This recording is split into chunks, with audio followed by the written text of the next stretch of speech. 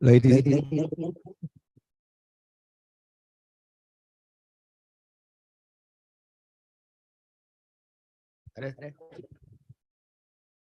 testing. Can you hear me?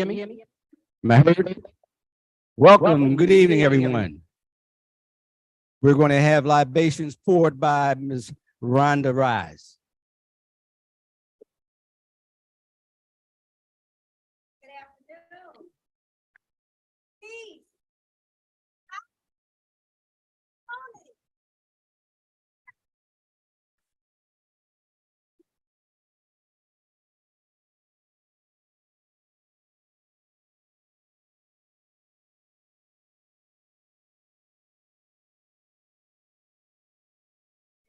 And I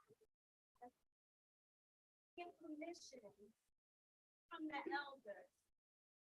Start the libation and to open up the program. I would like to know who is our old elders in the permission.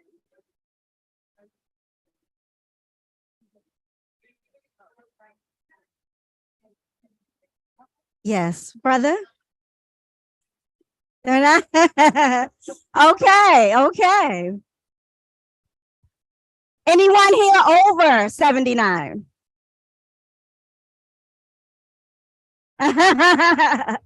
Okay, so do you give your permission for us to start this libation and start the program this afternoon? Okay, Ashe. So, we pour libation. We pour libation for our ancestors who made it possible for us to be here today. We pour libation for the ancient of ancestors who made it possible for us to be here today. We pour libation for those of our ancestors who made it, who came through the Middle Passage.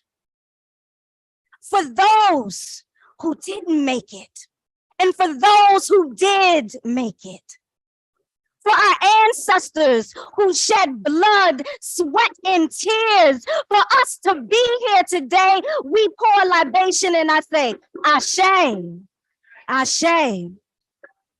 So we pour libation, this portion, we want to pour libation for our familial family, our blood relatives who have passed on to the spirit realm, who have made it possible for us to be here. So if you want to call out the names of your relatives who have gone on to the spirit realm, you can feel free to do so now. And I am going to call on the spirit of my grandmother, Lillian Holman. Ashe.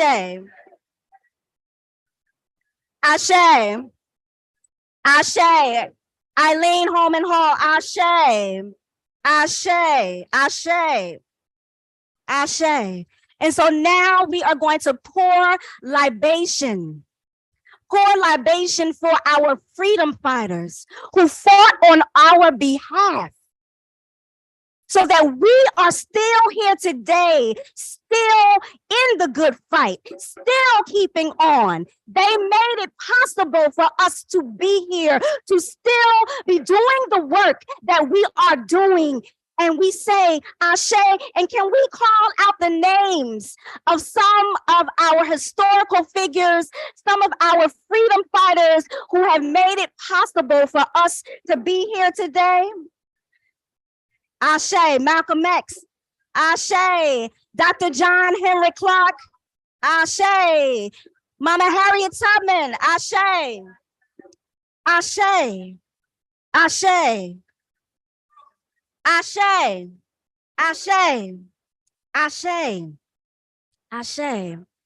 So I want everybody to take a moment right now, and I just want you to close your eyes. Close your eyes for a moment. And we are here celebrating our comrade women, our Black Panther women who have been in this fight, fighting for us and for those who are no longer here, and for those who are still here, fighting the good fight. But I want to send a speak a special name for one of our Black Panther sisters who has gone on to the other side, Sister Aisha El-Meki. We're going to say Ashe, Ashe, Ashe, Ashe, and we give thanks. We give thanks to our higher power for allowing us to be here today. And we ask that that higher power just shine light upon us and speak through us, speak through our souls, speak through our spirit, our minds, and our bodies, and allow us in this space today to be touched and to be fulfilled. And I say, Ashe, Ashe, Ashe, and Ashe.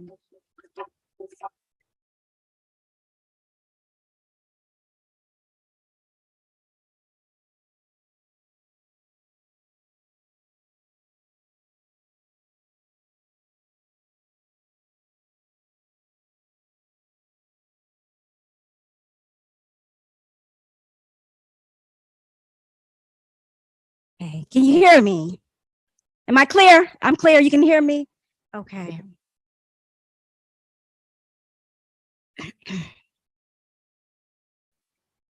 When she speaks, she makes the world stop and listen.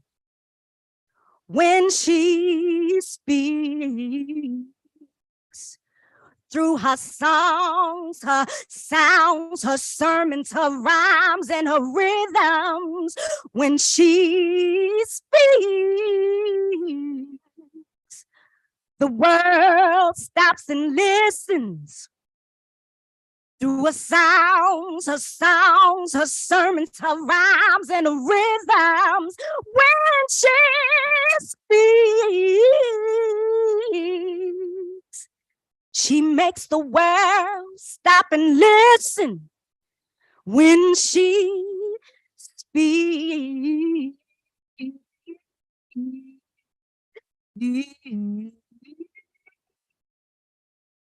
she be, oh, she be, oh, she be,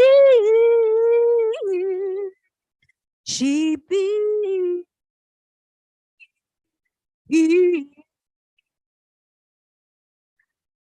Coming through like a storm, coming through like a storm. Ooh, ooh.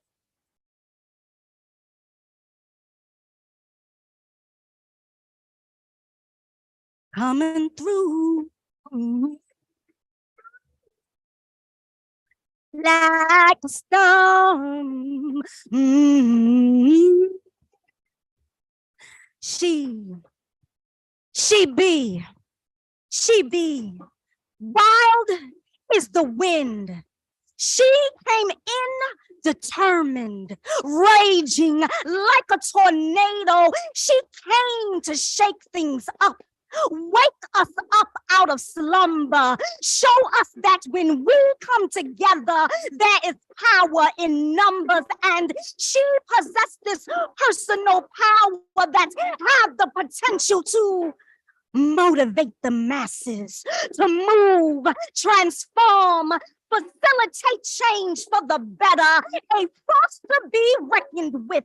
She came to challenge the establishment, speak truth to power, devour the lies, making songs cry, well, making her music speak as a sounding board for the people, ministering to us through songs, through each melody and symbol, righting the wrongs of this nation. These songs, these call to actions were the sermons we needed to elevate our consciousness, to uplift our self-esteem and pride and remind us of the beauty and power of Blackness. Black and beautiful, Black and proud and timeless. She be that Sunday soul revival, that hallelujah shout, that's catching the Holy Spirit, getting us lifted and liberated, experiencing her be spiritual, magical, rooted in ancestral legacy and memory of joy and pain and anger and perseverance and the longing to reconnect with one's heritage and self. She put a spell on us, mesmerized us with her magic, took us to the water, caused backlash with her blues, and shamed those who dared to dim her Black lights. Don't let it be misunderstood. She made us feel how it feels to be free and fierce and fearless and outspoken. Simply made us feel good and empowered, seen, heard, and validated. This gifted Black queen, this indelible rock, from every street corner to every block, her voice cannot be stopped. Crying out, Mississippi, goddamn. She took us to the water to replenish our souls, to cleanse us, to clear away the hatred, oppression, and injustice that stood in the way of our wellness, our peace, and our freedom. With the force and turbulence of waters raging and storms whirling, she was born to make manifest our greatness, pushing us past the boundaries, breaking through the barriers, undeniable, defiant, resistance in your face. No fish commanding attention, demanding us respect. She came correct while correcting broken systems through profound brilliance and Black excellence, healing them with intelligence and grace and pure genius. So breathe this and take it all in and know that when we speak, the world stops and listens through our songs, our sermons, our rhymes, and our rhythms, moving mountains and legislations, making the powers that be pay attention and remind them that we are the power. We are the power. We are the power. We are the power. We are the power. We are the power. And so it is. Ashe, Ashe, Ashe. Paying much love and respect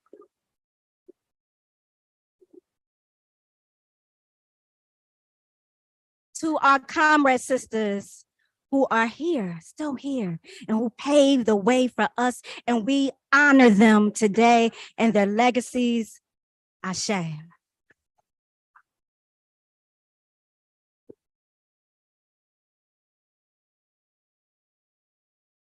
Thank you. Oh. Testing. I'll just use this one. So, it's hard to follow. I mean, I'm still filming it. But is this one going? All right, we good.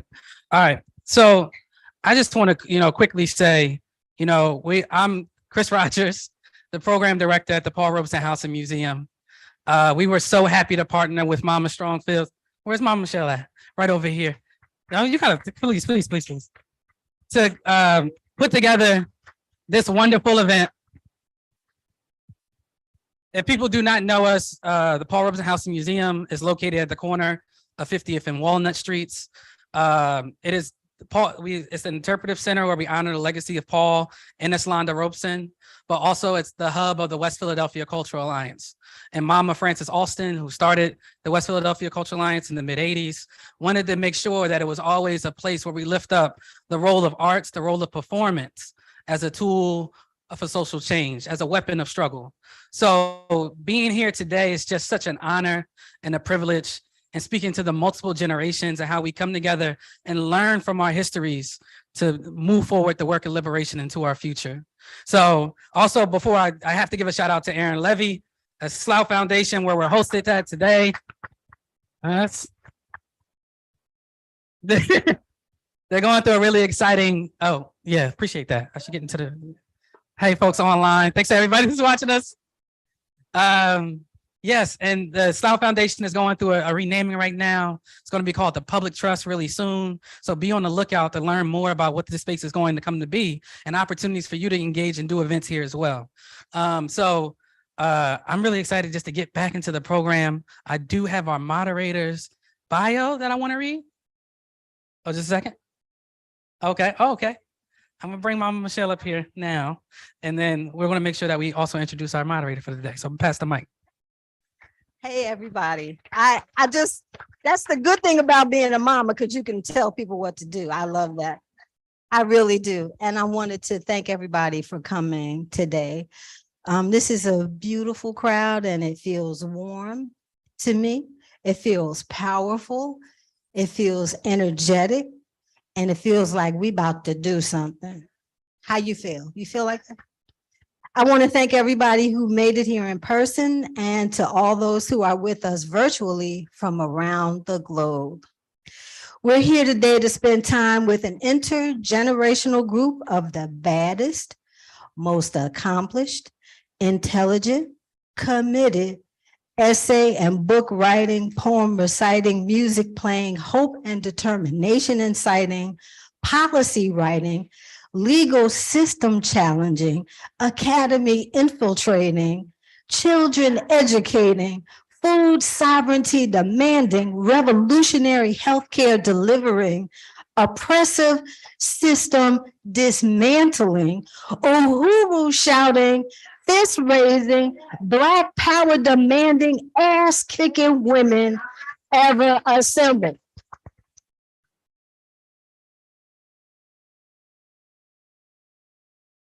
This is a day to uplift by sharing lessons from one group of fearless, forward, and revolutionary thinking women, how and who they are, what they did, how they did it, and by doing so, providing another group of women from different generations all of these lessons. We're going to have conversations, and we want the audience, both in person and virtual, to join us.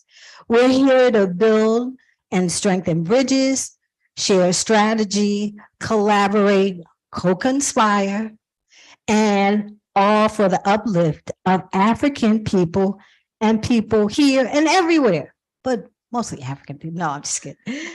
We want to do an exchange and share the visions that we have for this evening. Aluta continua, all power to the people, Black power.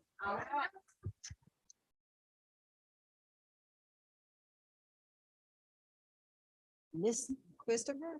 Oh, there you are. And I want to just give another shout to Chris. Man, this brother does it all. Aisha, you don't need the podium, right? Or do you want? Okay, we're gonna move the podium. All right.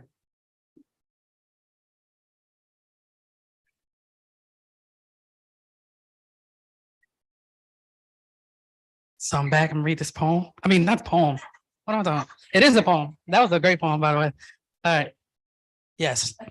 I keep forgetting about the online. Sorry, folks. Dr. Aisha Fields, AAP DEP International Director. Dr. Aisha Fields is an applied optical physicist and international director of the All African Peoples Development and Empowerment Project, AAP DEP, a nonprofit development organization founded by the Uhuru movement in 2007. As the AAPDP director, Aisha is a member of the National Central Committee of the African People's Socialist Party and is responsible for coordinating African community-led healthcare, agricultural, and educational programs on the continent of Africa and in African communities worldwide. Under her leadership, AAPDP has built clean water systems, vocational and nursery schools, community farms, maternity centers, and a variety of youth and adult educational programs. In response to the COVID-19 pandemic, AAPDP developed an international COVID-19 telehealth program, which offers free online appointments with AAPDP's licensed medical professionals through its emergency response program, Project Black Ankh. Despite the grave colonial conditions of existence faced by African people all around the world, Aisha believes that sustainable development for Africa and for African communities is possible, but only through African self-reliance and self-determination. She is the proud mother of 3 beautiful children.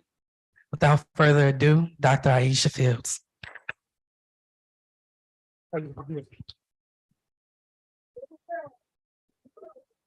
Y'all hear me okay? All right. Okay, how about that? Is that better? Okay. All right, Uhuru.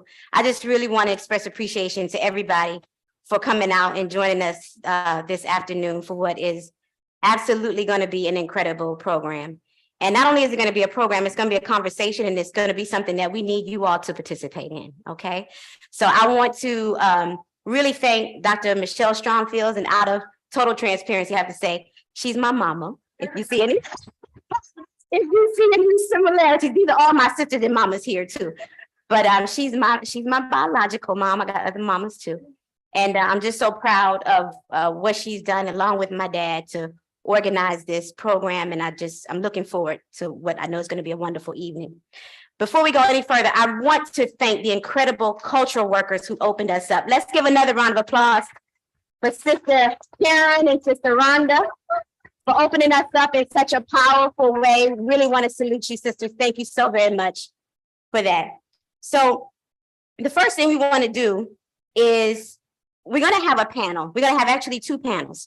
The first panel we call the OG Panther Women panel, okay? We got some bad sisters who we know have fought long and hard for African people. They have a revolutionary pedigree that can't be touched.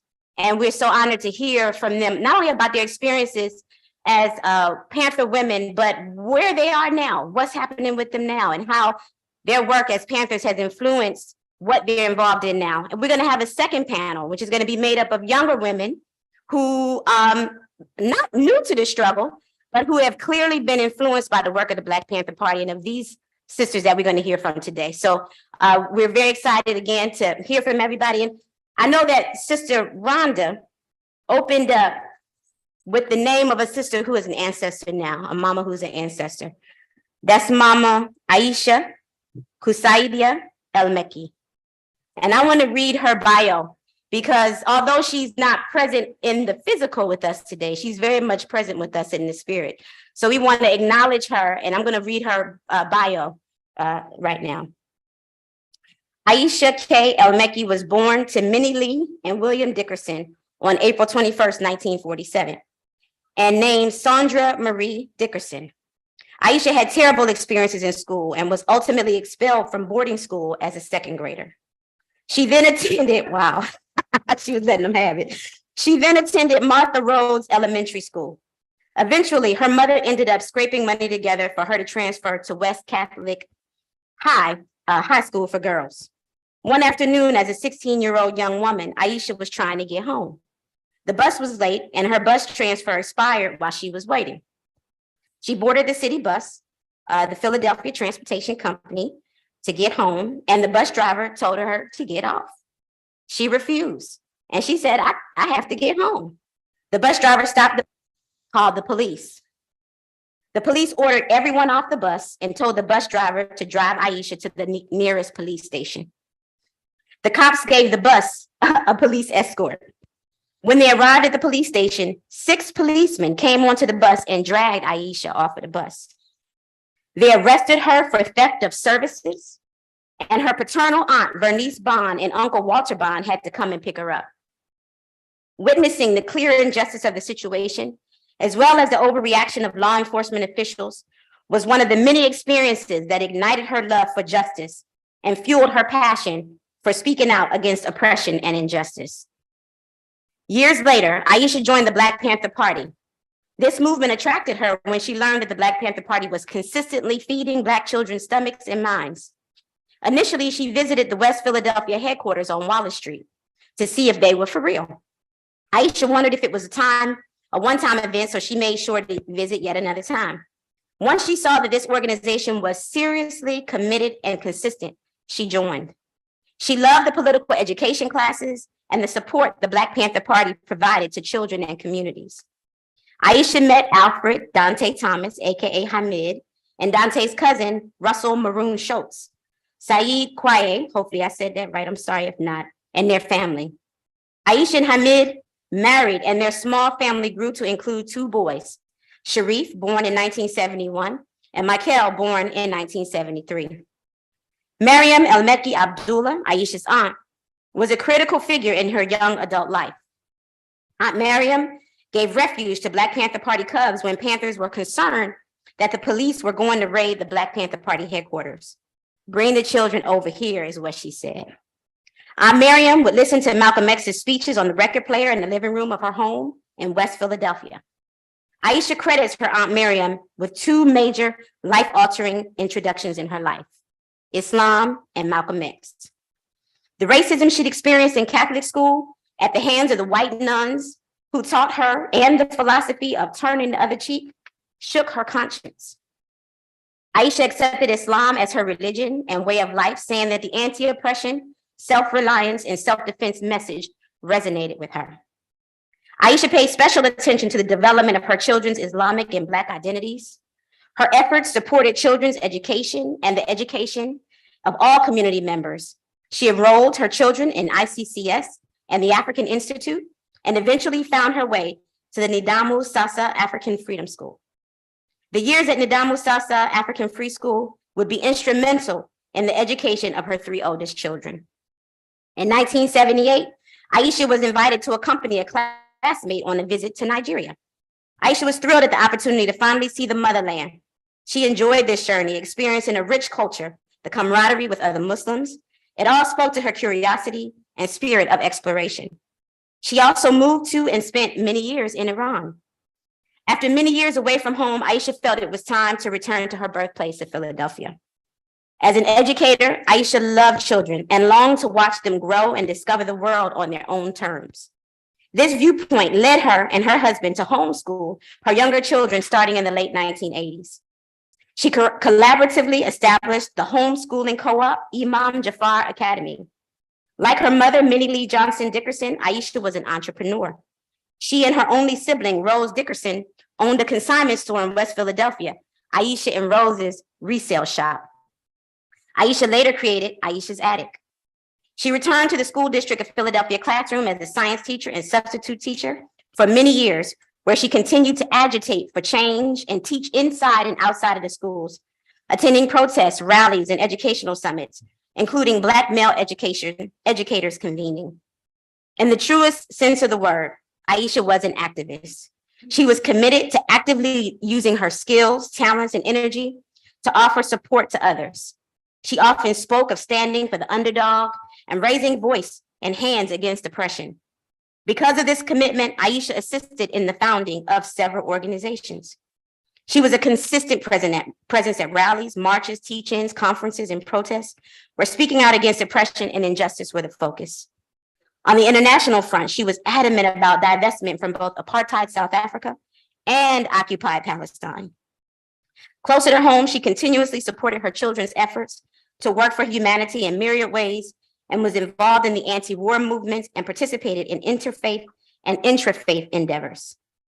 Aisha never considered herself a former Black Panther Party member. She remained devoted to the cause of serving the people by supporting political prisoners such as Mumia Abu Jamal, Imam Jamil El-Amin, and Harun Maroon Russell Schultz.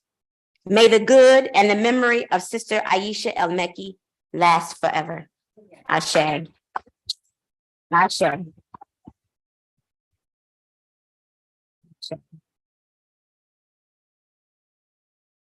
Oh, okay. And I want to recognize the sister here. I'm sorry, what's your name, sister? Sister Teresa Schultz. Yes. And Mama El-Meki is your auntie. Yes. Yes, all right. Russell is my father. All right, right on. Uhuru. All right. All right. So, oh, let me sit back a little bit. Okay, so right now, what we're gonna do, we're gonna have, what can we say? We're gonna have a presentation. We're gonna hear it by somebody that we all know and love. But before we do that, we want to acknowledge somebody, a very powerful freedom fighting mama, Mama Pam Africa. If you could stand, Mama Pam.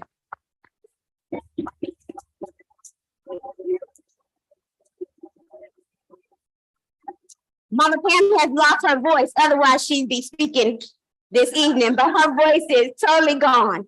So we wanted to say that Mama Pam is, Pam Africa is an activist deeply embedded on social justice in Philadelphia and considered the most significant rights leaders of the past 40 years.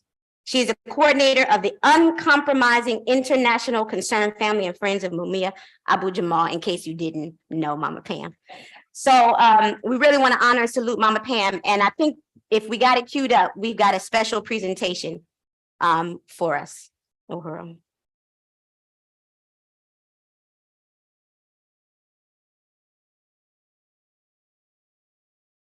Women of the party. Today,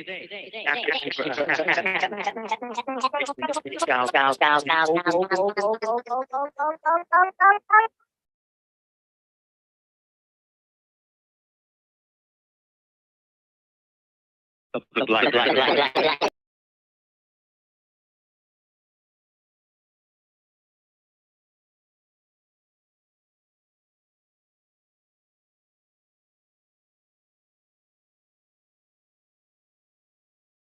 we can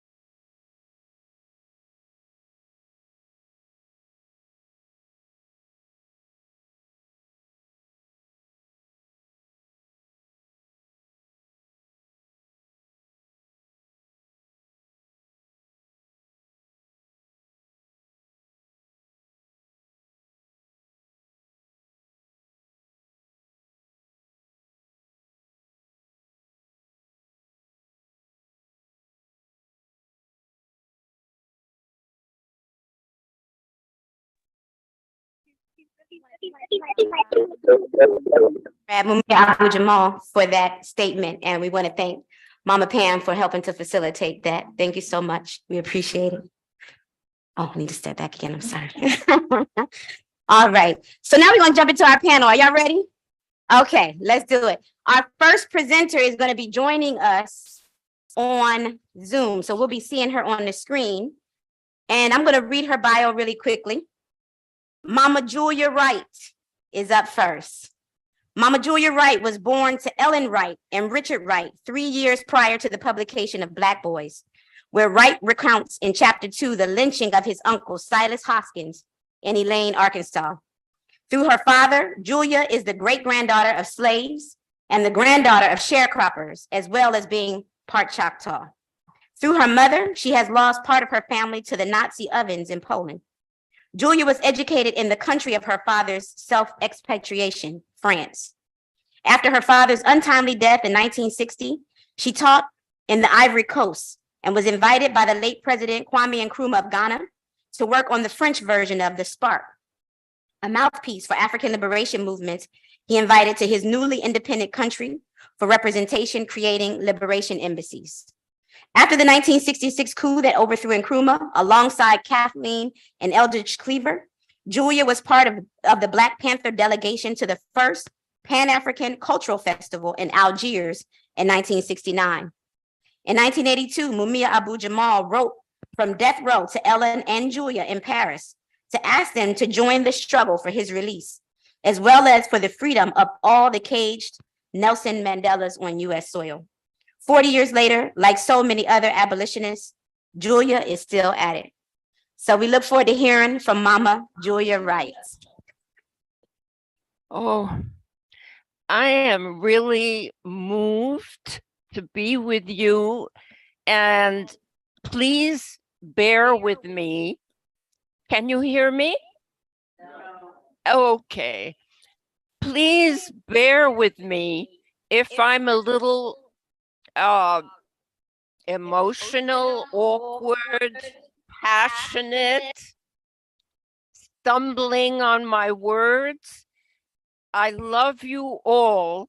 I wish I were with you. I'm getting echoes. Okay. That means there are a lot of you there. Yes, Mama Julia, I'm about to fix this audio real quick. Sorry about that. It's okay. It's okay. I wanted to focus on a question that is very key for me. Just one moment. Excuse me, just pause for one moment while we get your audio so everyone can hear you.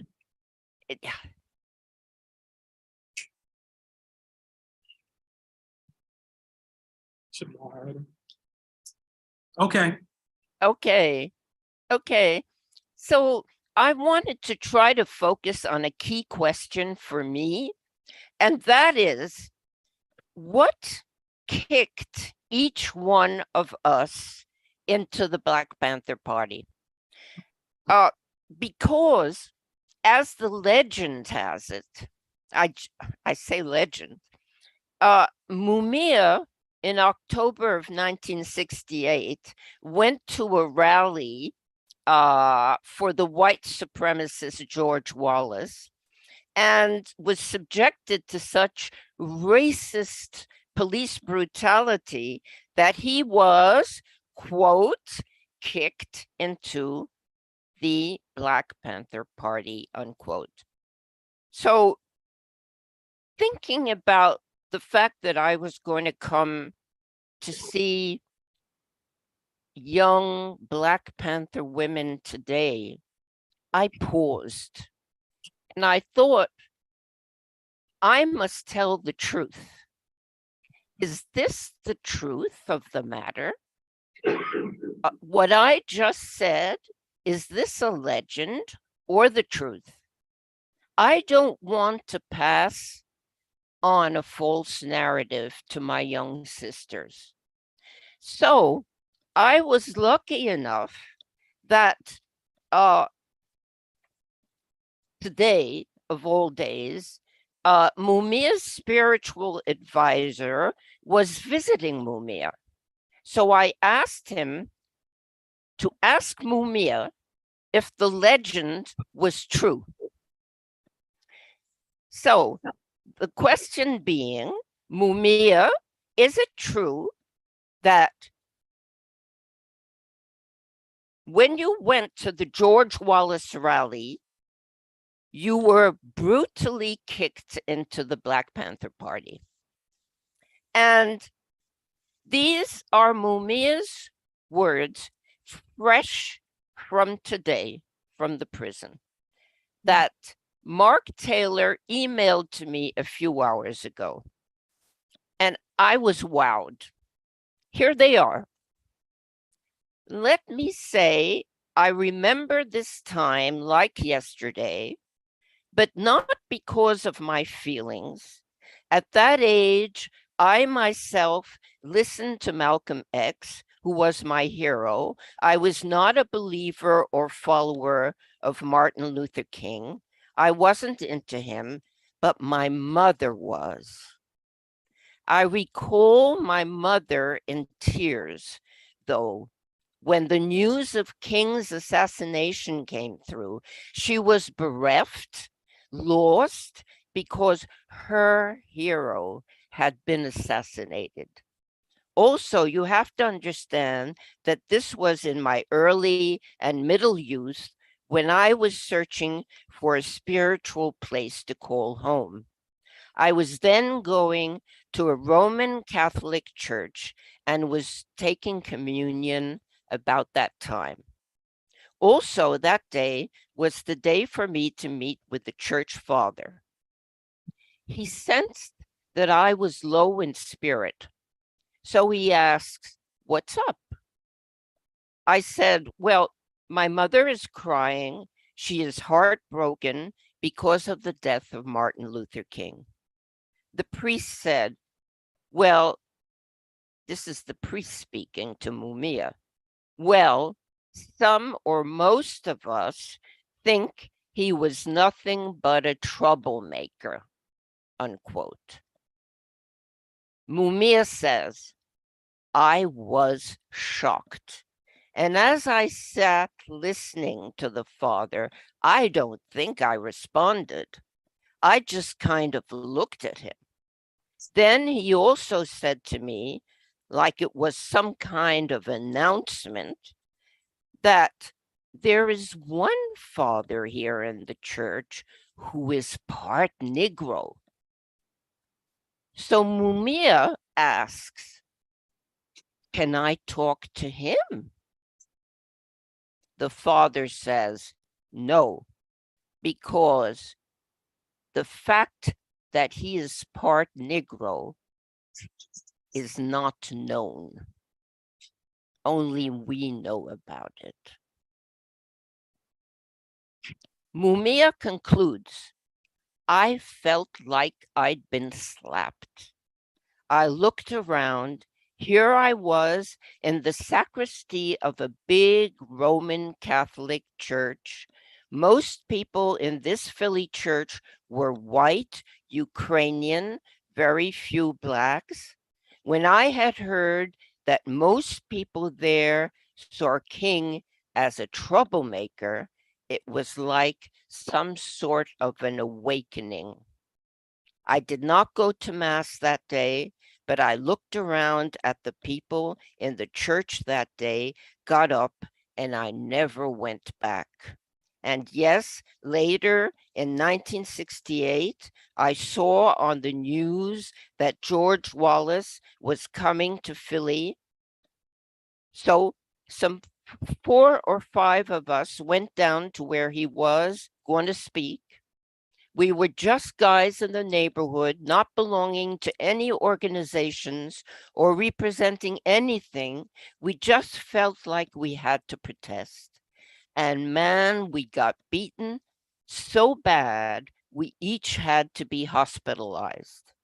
I called for help to the police. One came over and just kicked me in the face.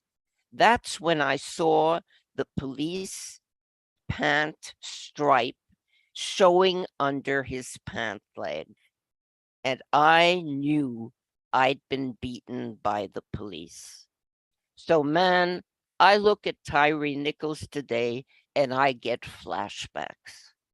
Those cameras make a difference. And well, yeah, a few months later, it was a Black sister named Audrey who gave me my first glimpse of the Black Panther Party. That did it. I was ready. I was wowed by these words from Mumia. I'll tell you why. I'd gotten the story wrong, and I was on the point of passing on to you tonight the wrong version of the story. This was so much more compelling that, in fact, Mumia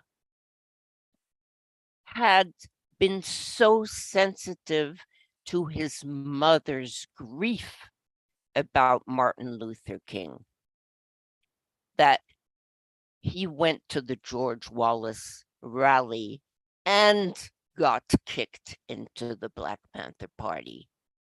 So a woman, his mother, played a role in his landing in the party. And if I had not questioned my view of the truth before passing the story on to you, I would have passed on a false narrative. So I just want to end by, I've lost my notes here, just saying briefly that the reason I got kicked into the party, and I have lost my notes, so I'll do it by memory, personally, is that, as you've heard, in 1963, my late husband and I were welcomed in Ghana by President Kwame Nkrumah. And since he'd known my father, he offered us a job. That job was to write articles on the anti-colonial and anti-neocolonial liberation movements, armed liberation movements. He was hosting on his newly independent territory. This was a beautiful time in my life. I was a young woman in her early 20s, and just to be sitting at the feet of these freedom fighters and being allowed to write about them made me what I was. Unfortunately, what happened was Nkrumah, having offered these freedom fighters training camps on his territory, I don't know why I say unfortunately. It was fortunate that he did, but the CIA, the local Black bourgeoisie, the local Black police, remember the police that beat up Tyree, and engineered a coup d'etat, a military coup d'etat, the army. We were on the blacklist. We were arrested. I had my baby daughter in my arms. The soldiers who arrested us were high on hemp, crazed with violence, like you saw the cops who killed Tyree. We were deported with only the clothes we had on our backs. And we were happy to be alive. So when 3 years later, Kathleen and Eldridge Cleaver came to Paris and suggested I accompany them to Algiers, for the festival there. But importantly, to request status for the Black Panther Party of liberation movement from the African Union. They applied to be recognized as a liberation movement themselves, the Panthers. I said, yes, of course. That was my click. That was my kick into the Black Panther Party. It was the Ghanaian brutal soldiers who kicked me in. And I would just like to close with a quote from Cabral, who was assassinated. He said, a national liberation movement is, national independence is a national liberation movement in power or is nothing at all. Having said that, he was assassinated 1 year later. So that is why I'm in the party, but I love the idea of the intergenerational trauma that brought Mumia into the party through his mother, through his empathy with his mother's grief.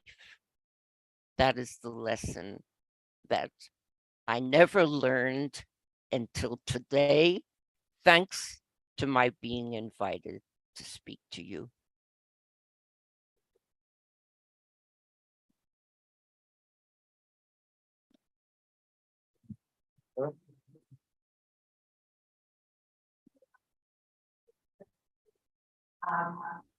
For your presentation. And hopefully, if you're able to stay on with us for the remainder of the program, I know it's late there. But thank you so much. Next up, we have another sisterhood mom who's joining us from the continent, from Tanzania. This is Mama Charlotte Hill O'Neill.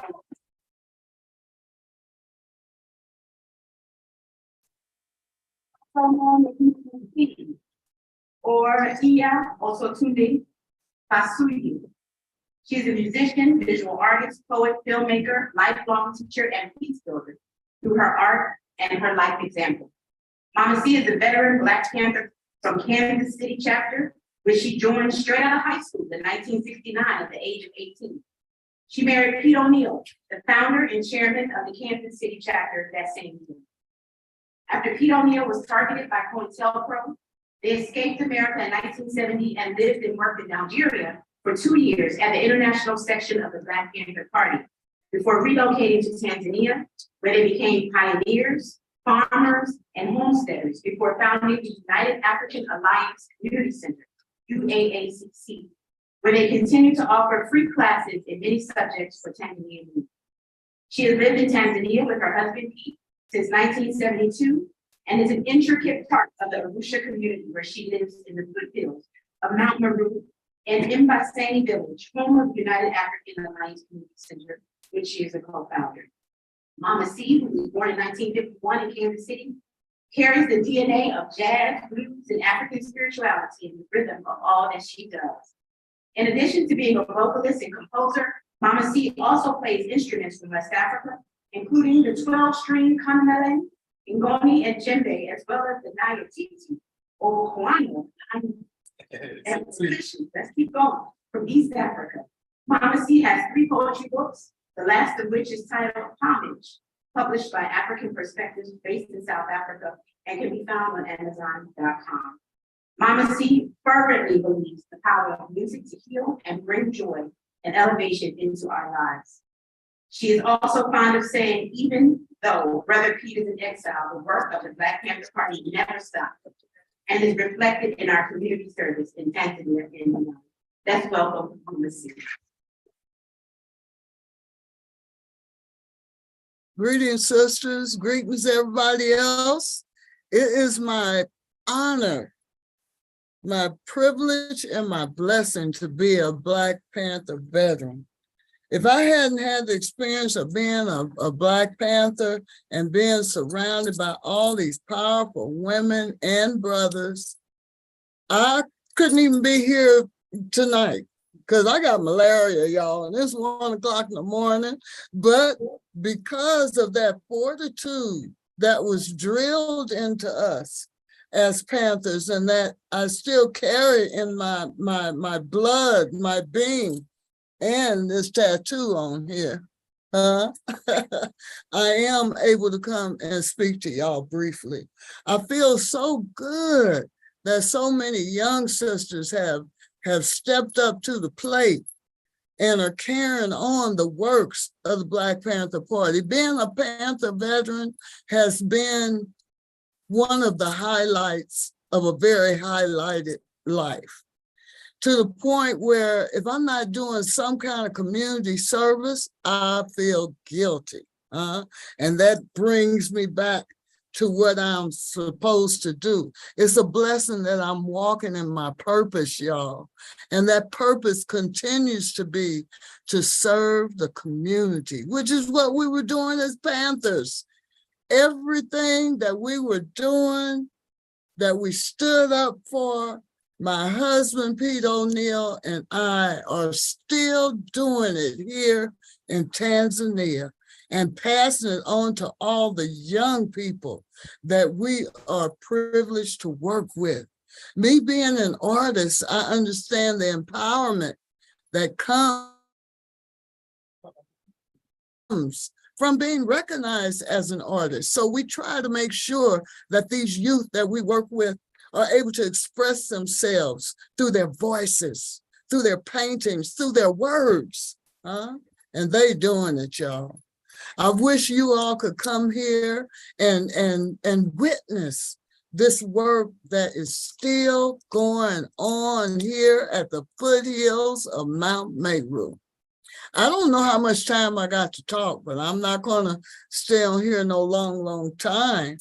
But there is something that I would like to share with y'all, and it's from my poetry book, Homage. Sometimes it just gets to be too much heartbreak, too much sorrow, but we must also celebrate the positive in order for us to keep strengthening each other. The violence and terror and fascism are not the only things in our lives.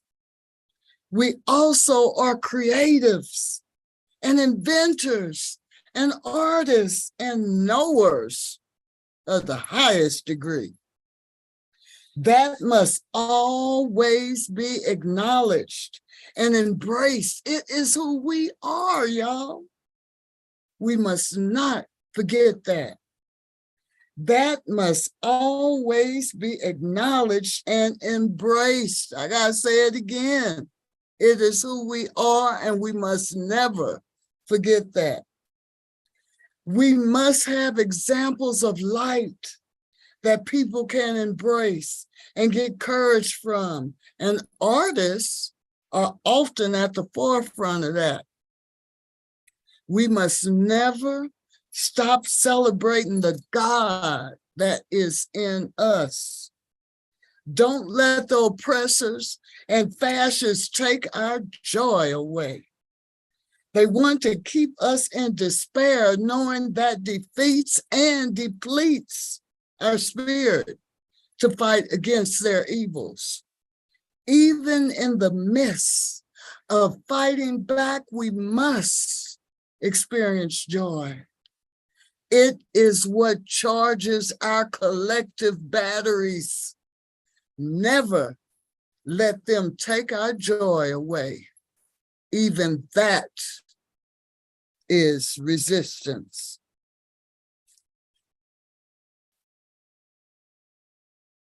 So I would love to be able to interact with you young sisters and my elder sister comrades.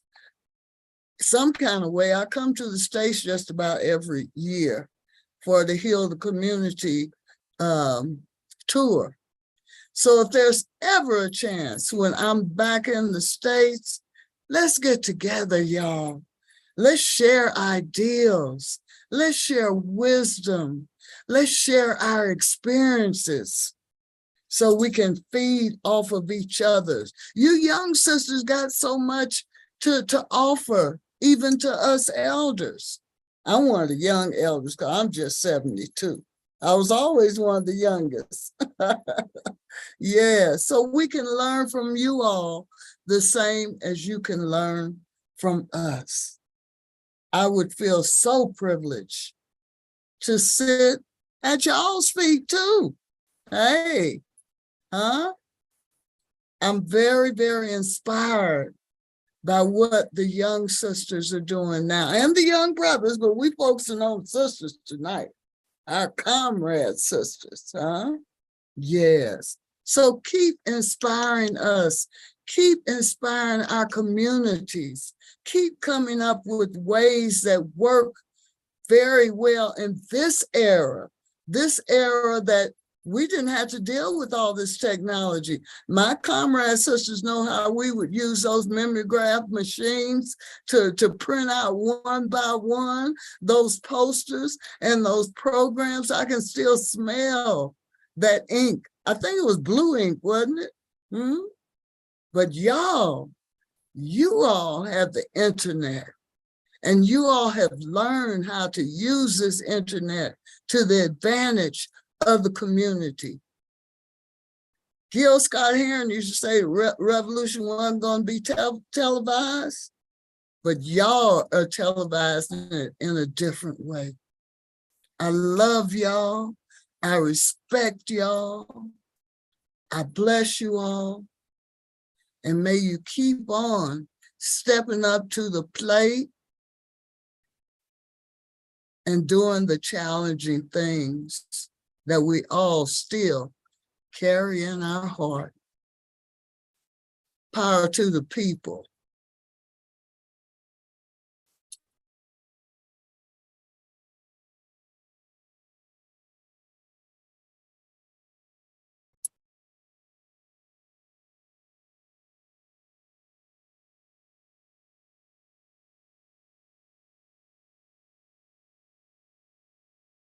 We have Sister Hazel Mack, Mama Hazel. Hazel May Mack served in various capacities in the Winston-Salem, North Carolina chapter of the Black Panther Party from 1969 to 1974. Along with other members of the Black Panther Party, she helped to organize and implement the free breakfast program, free clothing, sickle cell anemia testing, and free ambulance program. Within that time period, she spent a year in Oakland, where she worked on Bobby Seale's campaign for mayor. Hazel graduated from Winston-Salem State University in 1977 with a degree in political science. She went to law school and graduated from Temple University School of Law in Philadelphia in 1980. Hazel's law career was dedicated to providing legal services to low-income communities. She served in community legal services in Philadelphia, the Legal Aid Society in Winston-Salem, Eastern Carolina Legal Services, and Legal Aid of North Carolina. After becoming frustrated with the education her daughter was receiving in traditional public school, in 1996, Hazel founded the Carter G. Woodson School, a charter school located in Winston-Salem, North Carolina. The Carter G. Woodson School has served the Black and Brown community in Winston-Salem for 25 years. The mission of this school is to help students with the most educational needs to succeed despite the odds. The school serves approximately 500 students, grades K through 12. After retiring in 2016, Mack opened Other Sons Cafe and Marketplace. Other Sons is a hub for cooperative economics, providing opportunities for small Black businesses to showcase their goods and services. Hazel has dedicated her gifts, Mama Hazel, has dedicated her gifts and talents to the betterment of her community for most of her life. She credits her mother's teaching of the true mission of Christ and the Black Panther Party's teaching of the true meaning of service. She has 3 wonderful children, Malcolm, Rashida, Atia, and 3 grandchildren. Welcome, Mama Hazel Mack.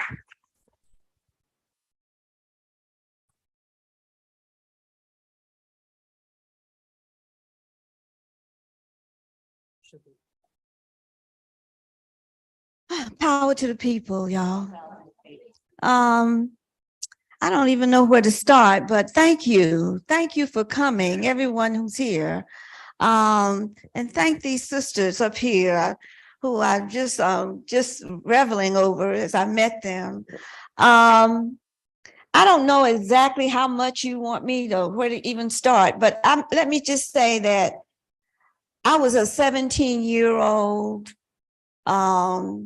teenager living in Winston-Salem, North Carolina, in a very segregated South, where I had grown up in a cocoon, separated.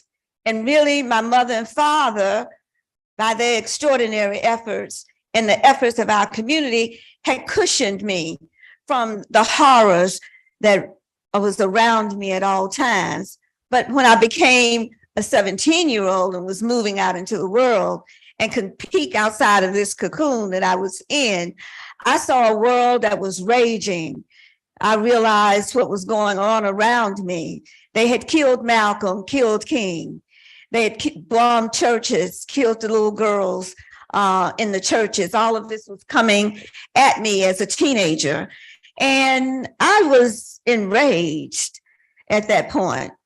And that's when I believe, by the divine hand of God, I ran into people who were in the Black Panther Party, because I believe the party gave me footing, gave me a platform, gave me a purpose, directed me.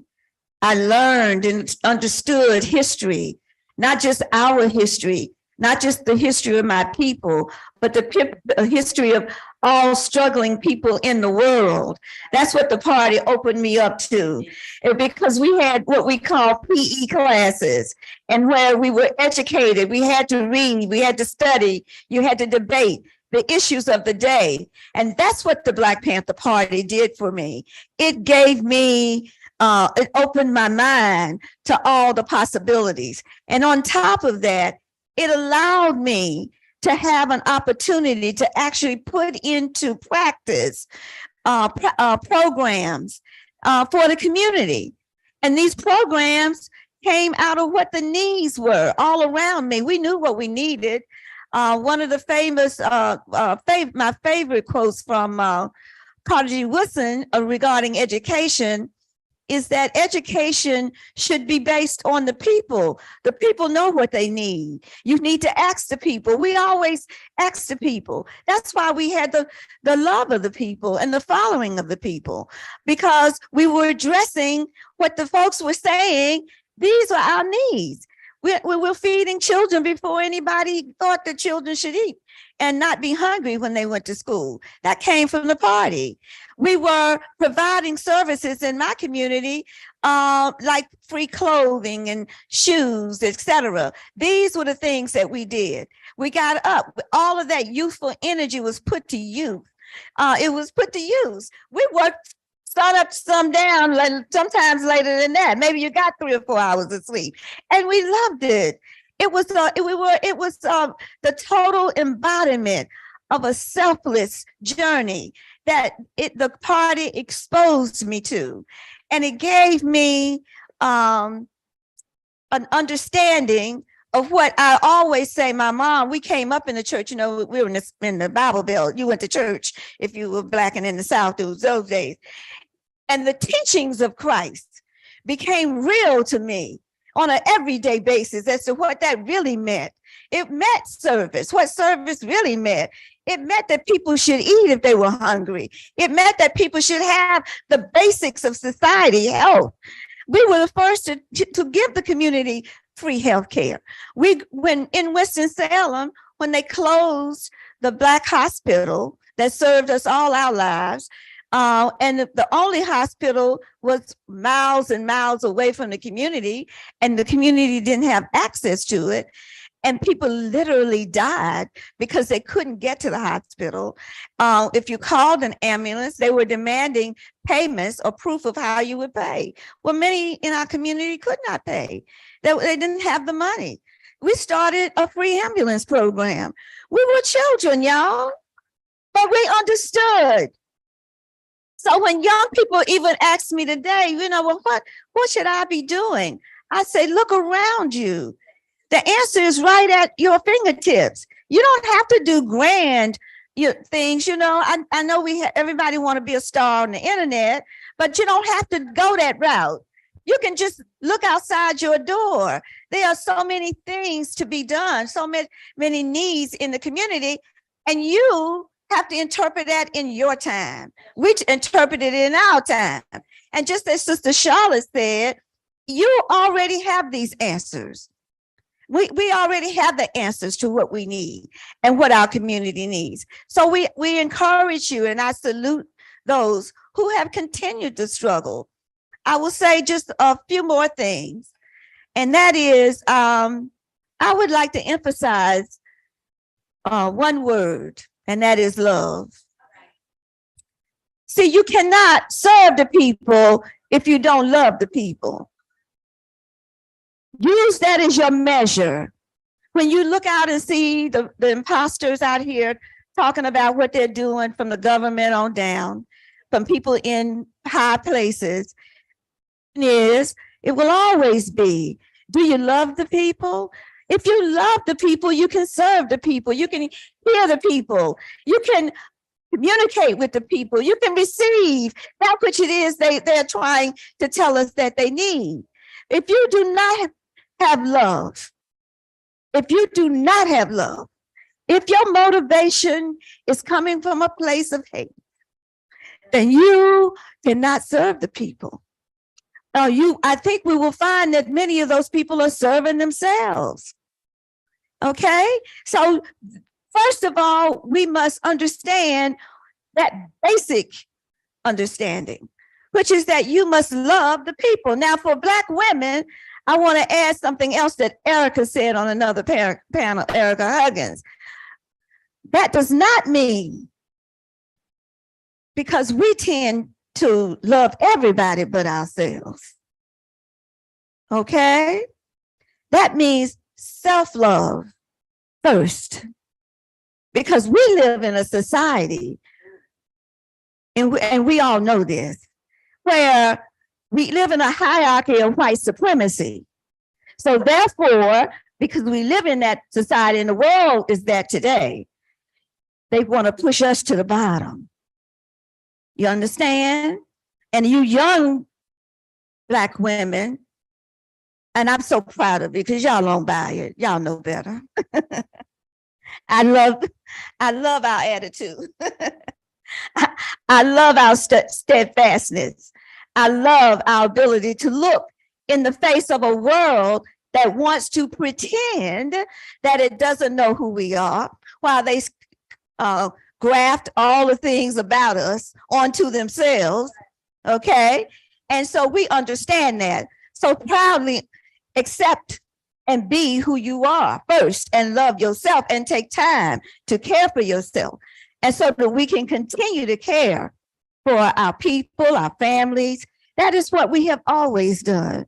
That is nothing new. So women of the Black Panther Party, as they said, majority of us, the majority of members in the United States were women.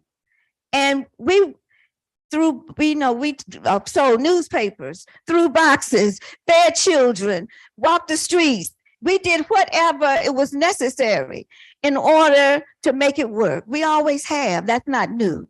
And so I don't expect anything less. And I am so proud of what I see with sisters who are in the movement today.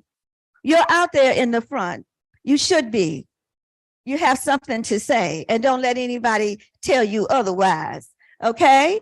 But I want to make sure that we understand the party gave us a space. It allowed us to do what many could not do at the time, in that time, and in doing that era. So we were there with brothers who gave us this, who allowed that space, who, as they were coming out of the same society we were coming out of, were willing to learn other things, other ways, another mantra for how one should live. So this is not a brother versus sister thing or sister versus brother thing, because we were all there together. And trust me, when the police came, when the FBI came, they did not differentiate between whether I was a woman or a man. They killed us all. But we lost sisters, we lost brothers. Right there, am I right, sister? Yes, that's right. We all knew that our lives were on the line. And I'm going to tell her, I don't want to take up all the time. I'm going to end right here, 2 minutes. When I was leaving the Black Panther Party and went home, there's a little story, another one of your stories. You haven't heard this one, Regina.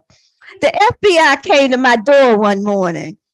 My son, who had been in the party with me, Malcolm, went to the door and he said, Mama, the police is out there, because we knew the police, even the children knew what the police looked like. They weren't in uniforms, but they looked like the police. And so, so Malcolm said, well, the police at the door.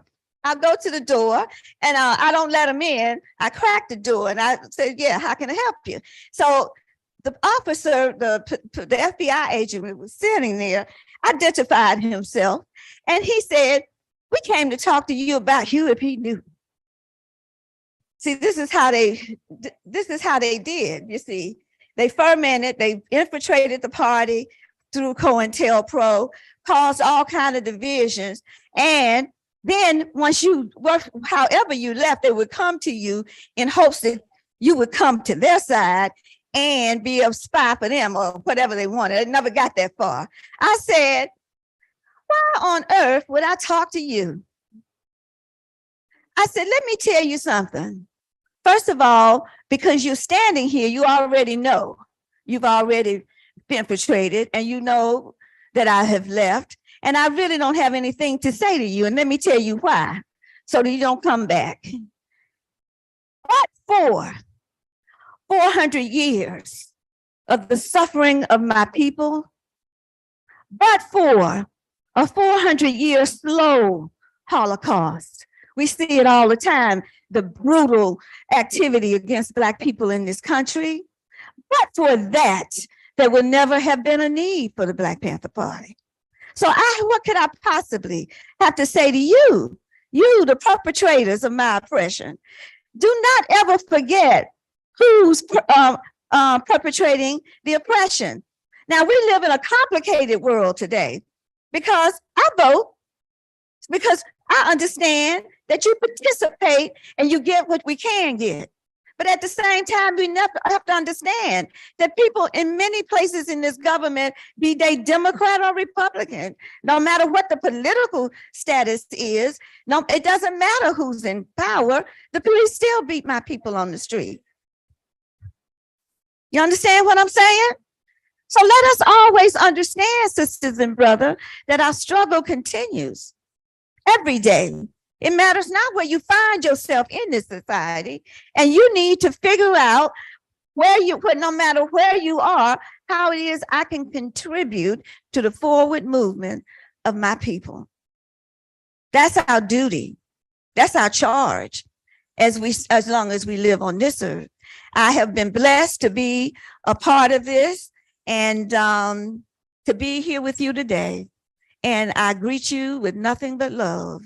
And I implore you to let's continue to struggle with love.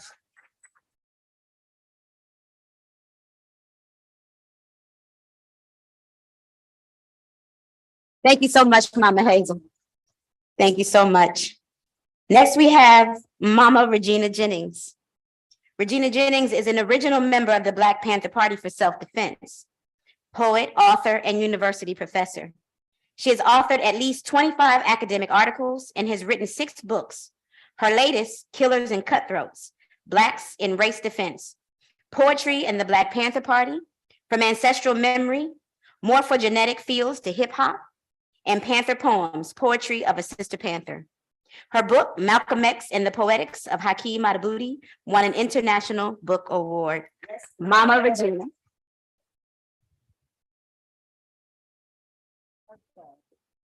Yeah, I've been sitting, y'all gonna have, I gotta, I gotta stay. I can't. Okay.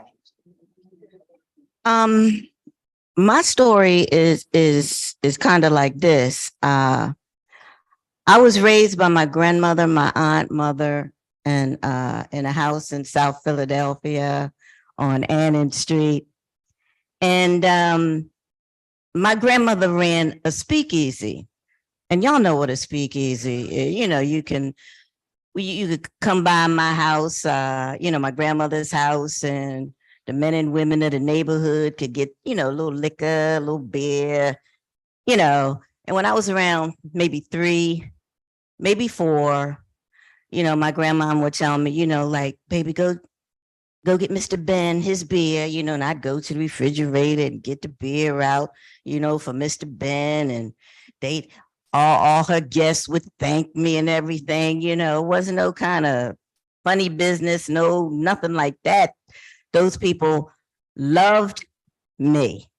Now, my grandmother, brilliant woman, okay, she was a cleaning lady during the day, but at night she ran a speakeasy. And she also was a numbers runner. Okay, y'all know the lottery today, right? Well, the lottery came from this black lottery or numbers, and my grandmother was a runner. So because of that, the police, and they knew that it was no man in the home, you dig? So when the police wanted to have some fun, see, they would come on Annan Street, kick my grandmother's door in, run upstairs, throw around my mother and my aunt's, nighties and lingerie and this sort of thing. So early on, I remember one of my sisters, like, here, take grandmom's numbers book. I didn't even really know it was a numbers book. I know, here, take it, and I, had the numbers book, and so the pigs, they went through the house and just destroyed stuff. And then they left, okay? So I never liked the police, never. Even before I went to school, I did not like the police, okay? And what made matters even worse, I'm still on Annan Street, South Philadelphia. I'm jumping double dutch.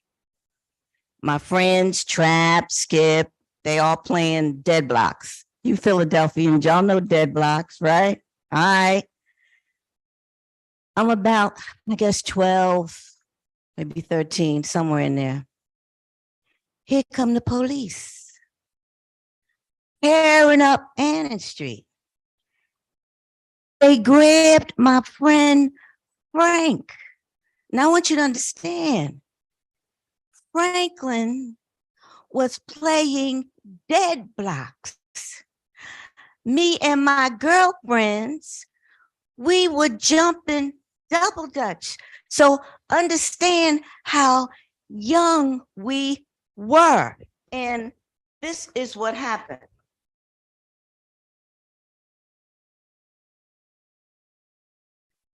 Jumping double dutch.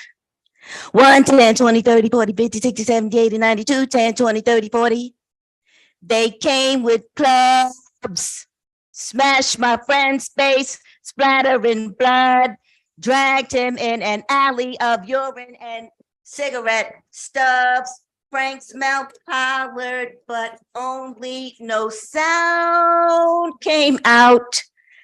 His arms flapping bits of paper. They beat Frank, clobbered him with clubs, stomped him with programs until one jumped up and oinked. Wait, boys, wait. The one I saw was bigger. Wait, boys, wait. We beat the rain. So that was my second encounter with the pigs. Now, when I was about 14 or 15, I started leaving home. And I got into drugs and all the things that one would get into on the streets.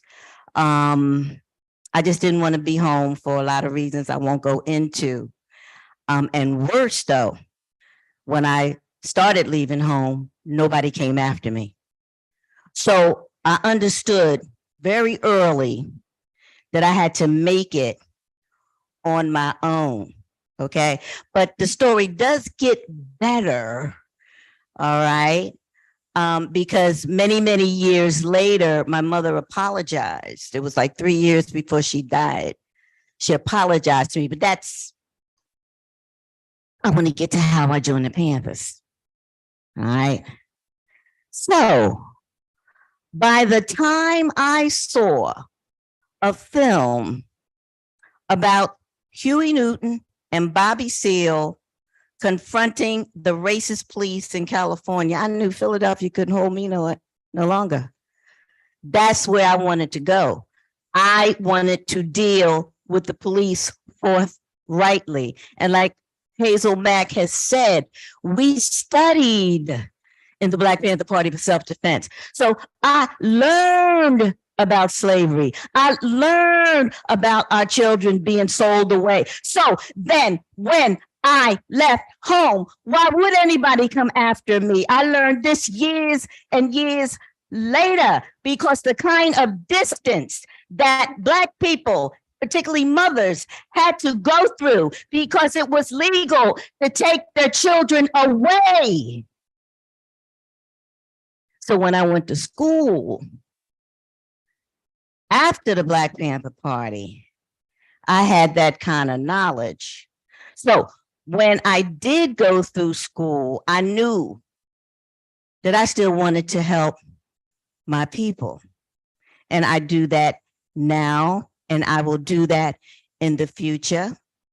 And I am so privileged that my friend Zinzelli and her wonderful husband, Stephen, put this event together so that, what are we, old head Panthers, elder, whatever, can talk with young women of today, because we have a story to tell. And one of my good Panther sisters, who's here tonight, and I'm going to recognize both of them in just a minute. You know, we didn't know we'd ever be recognized for the work that we did. And like Hazel Mack said, look, what do you think it took to feed children? We had to get up before dawn, and we were young. So, you know, we went to bed late, but we had to get up because we had to prepare the food for our children. Why? Because they were our children. They were Black children. They were children that this country never even cared about, like it doesn't care about Black people even today. Don't be fooled. But before I give up this mic, I want to do what Erica Huggins always does. You know what I'm talking about, Hazel. Will the Panther Sisters in this audience please stand up so that you could be recognized for your Ethel? If you don't get up, I'm going to be mad at you. Stand up, Ethel. Put your hand up. There you go. There you go.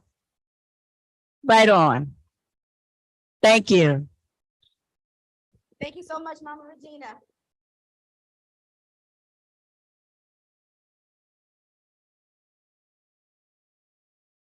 Christina Vest. Jill Christina Vest was born and raised in Chicago. In 1986, at 19, she moved to San Francisco. In 2000, after earning degrees in Black Studies, Women's Studies, and Education from SFSU and USF, she bought a historic Victorian in West Oakland, California. West Oakland, with its rich history of activism and legacy of the Black Panther Party. Pre and post-COVID, Jill traveled with an amazing production team, helping to bring brilliant music and artists to the live stage. During COVID, she founded, produced, and curated the West Oakland Mural Project, a community-based art and history project that gave birth to the 2,000 square foot Women of the Black Panther Party mural on the side of her home and the mini museum at the mural on the first floor. Jill is a known kindness queen, joy junkie, justice warrior, and is a fear activist. Joining us from online, Sister Jill Christina Vest.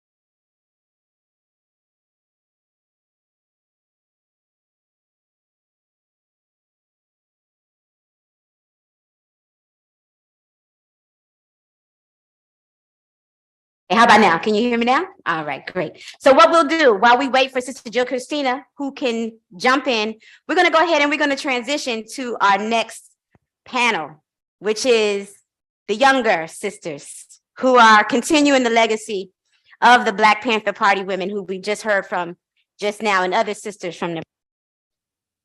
So first up, we have Sister Ohenewa White Raw. She is the BSW Program Director and full-time faculty at Alvernia University. She is driven and passionate about intergenerational spaces, serving children, youth, and elders. Much of her work focuses on intergenerational learning and positive youth development principles that foster community cohesion and improve quality of life. Ohenewa is committed to mentoring and joining communities in designing strategies that promote empowerment and self-efficacy and enhance life skills. With over 25 years of experience as a social work professional, macro planner, educator, and leader in the nonprofit and higher educational sectors, she has successfully managed several programs, serving as executive director, project administrator, curriculum developer, and program evaluator. She leverages her skill set as a consultant and trainer for various organizations and businesses and works closely with adult learners to develop their macro planning and public speaking skills. Ms. White Raw is determined to affect social change in intergenerational communities nationwide through board involvement, organizational leadership, community outreach initiatives, and community youth mentoring. Her membership in CSWE, BPD, and leadership in AFA and NABSW allow her to enhance her knowledge base and competency in the field. She's available for speaking engagements, seminar, group facilitation, and consulting services. So we want to welcome our sister, Ohenewa.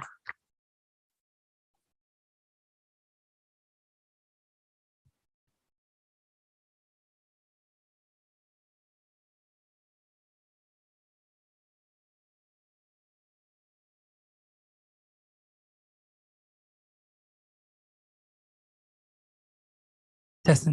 There we go. That was an easy fix.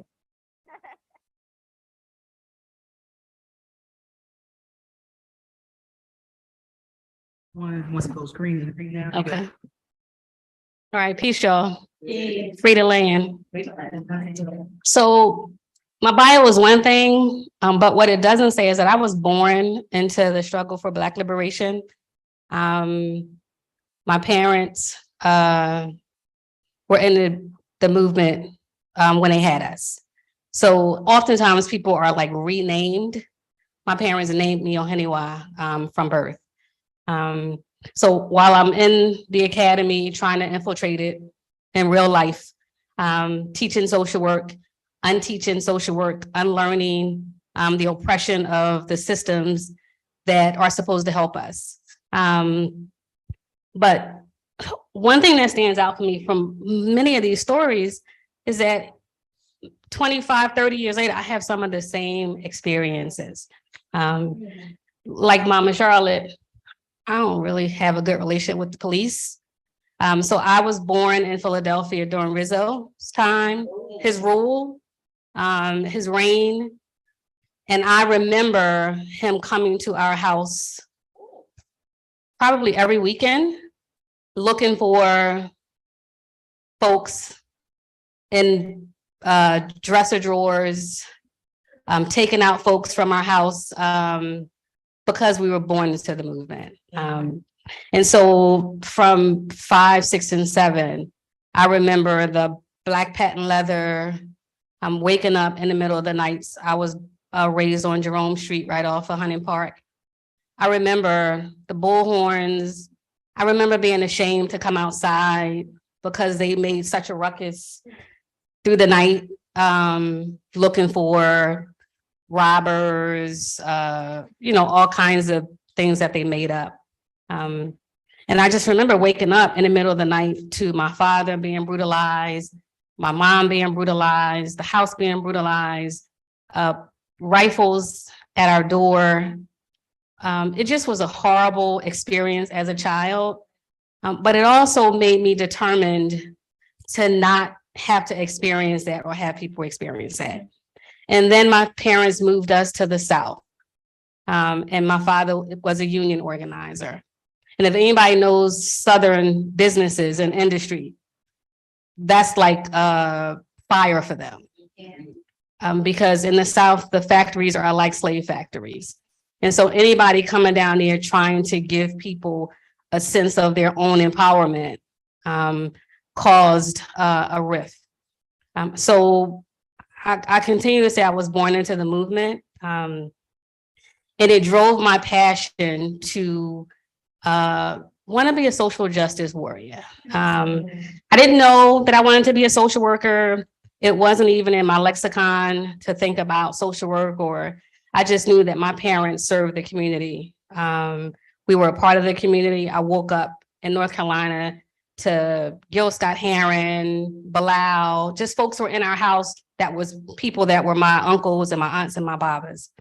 And so for me, the passion continued. So when I went to school, kind of a long road to school. I tell students all the time, I was invited to leave school because it was I had such fun. I went to Johnson C. Smith in North Carolina and I had a really good time. It was a really good experience. And I was asked to leave because I didn't keep up with my academics, right? So they uninvited me and I don't really beg to stay anywhere. So I left.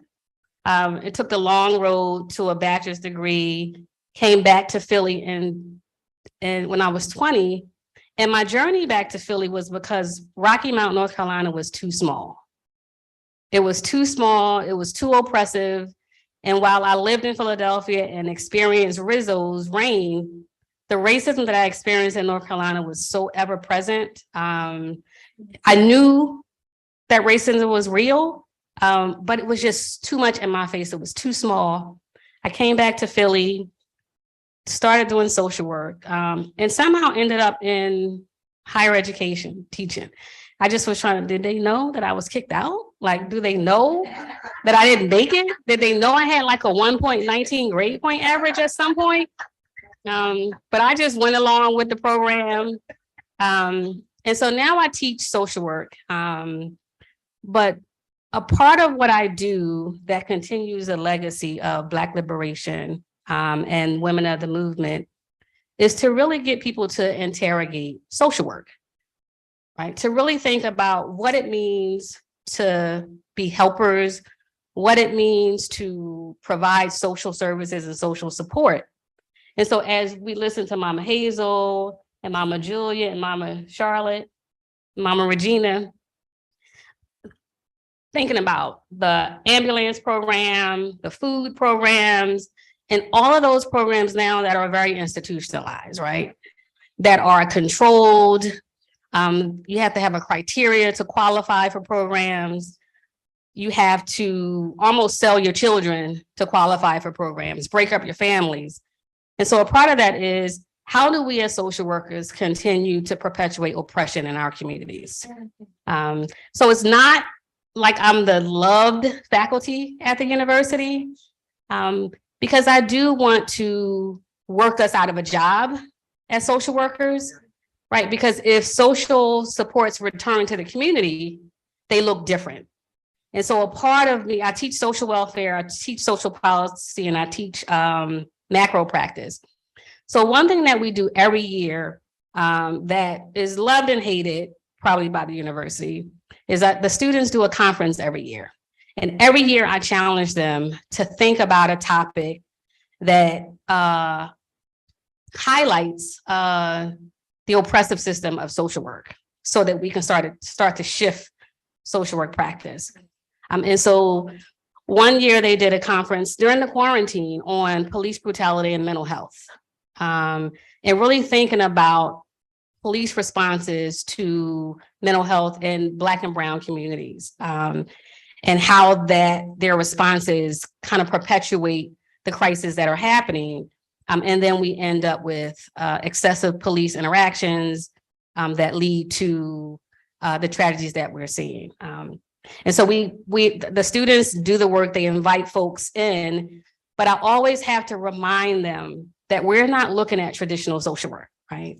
So while we're having panels, we're having workshops, we are challenging social work as an oppressive system. So we're not graduating so we can go out and work for child welfare and perpetuate the racism that takes Black children and put them in Wyoming and Colorado under the guise of foster care, that detaches them from their communities, that have them in homes that don't look like them, that don't perpetuate or that does not continue or support their cultural experiences. But the other thing is having students to really rethink why they came into social work and how they're going to shift social work and social welfare. And so for me, I continue to think about the legacy of I lost my Baba in September. And I was a little teary at the libation because that was the first libation I experienced having to call his name. But I continue the legacy of Black liberation and the importance of understanding what it means when we chant free the land and free all political prisoners, and why those chants are necessary and why we continue to chant those. So for me, and Mama Michelle says it all, I really do with intention infiltrate higher education. Yeah. If somebody has a question. Your father's name. Saladin Muhammad.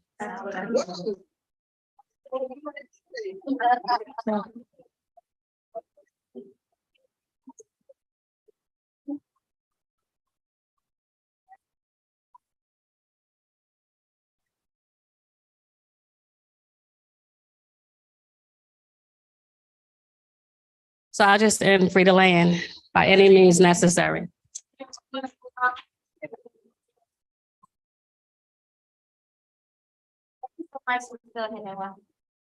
Next up, we have Sister Stacy Xena Hill. She was born and raised on the south side of Chicago, Illinois. Her mother was a teacher, then a police officer, and her father in IT. She's the middle child of 3. After she graduated from Chicago Public Schools, she attended the University of Illinois at Chicago and graduated with a BS in both political science and African American studies. She continued her education at Alabama A&M University, where she obtained a master's in education in secondary education, social science. During her time at A&M, she participated in Rusk College's study abroad program, where she traveled to Senegal and the Gambia, West Africa, and the Gambia and Ghana, West Africa in 2001. After she graduated, she began teaching in various capacities as a classroom teacher at middle, high, alternative, charter, and startup schools. She spent the first 8 years of her teaching career in public schools and charter schools in Chicago, and has been teaching in the Philadelphia charter schools for the last 12 years. She has one daughter who is a graduate of Morgan State University, who is a kindergarten teacher in the DMV area. So we want to welcome Sister Stacy Xena Hill.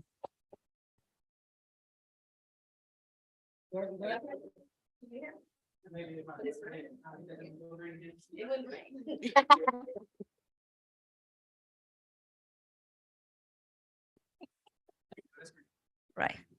Okay. Yeah. All right. Thank you, Mama Aisha. And she was reading my bio. I'm like, oh, she sound good. So, and then I'm thinking about where she got to a point and when she talked about Alabama A&M, and I was looking at her. That's where I met her. And that's where I met the Fields family. And it's such a profound thing to be part of an adopted daughter of their family and adopted sister and all these things. I want to add, because I need to plug this too. I just recently became the curriculum coordinator of one of the Fulbright Hayes Group's projects abroad, and we travel to Tanzania and Ghana every other year. And so it's for educators. So I'm just saying, if anybody's an educator and that's something that you're interested in, let me know, because I want like-minded people on the trip. All right, so it's only $1,300. Everything is paid for. Yeah. Oh, I didn't mention that. $1,300. Yes. You. Everybody, let's go. All right. So I want to say something, because I wrote things down because I can be very long-winded if I don't focus. So I want to say this to center what I'm going to say after. But we're talking about how the women of the movement influenced us.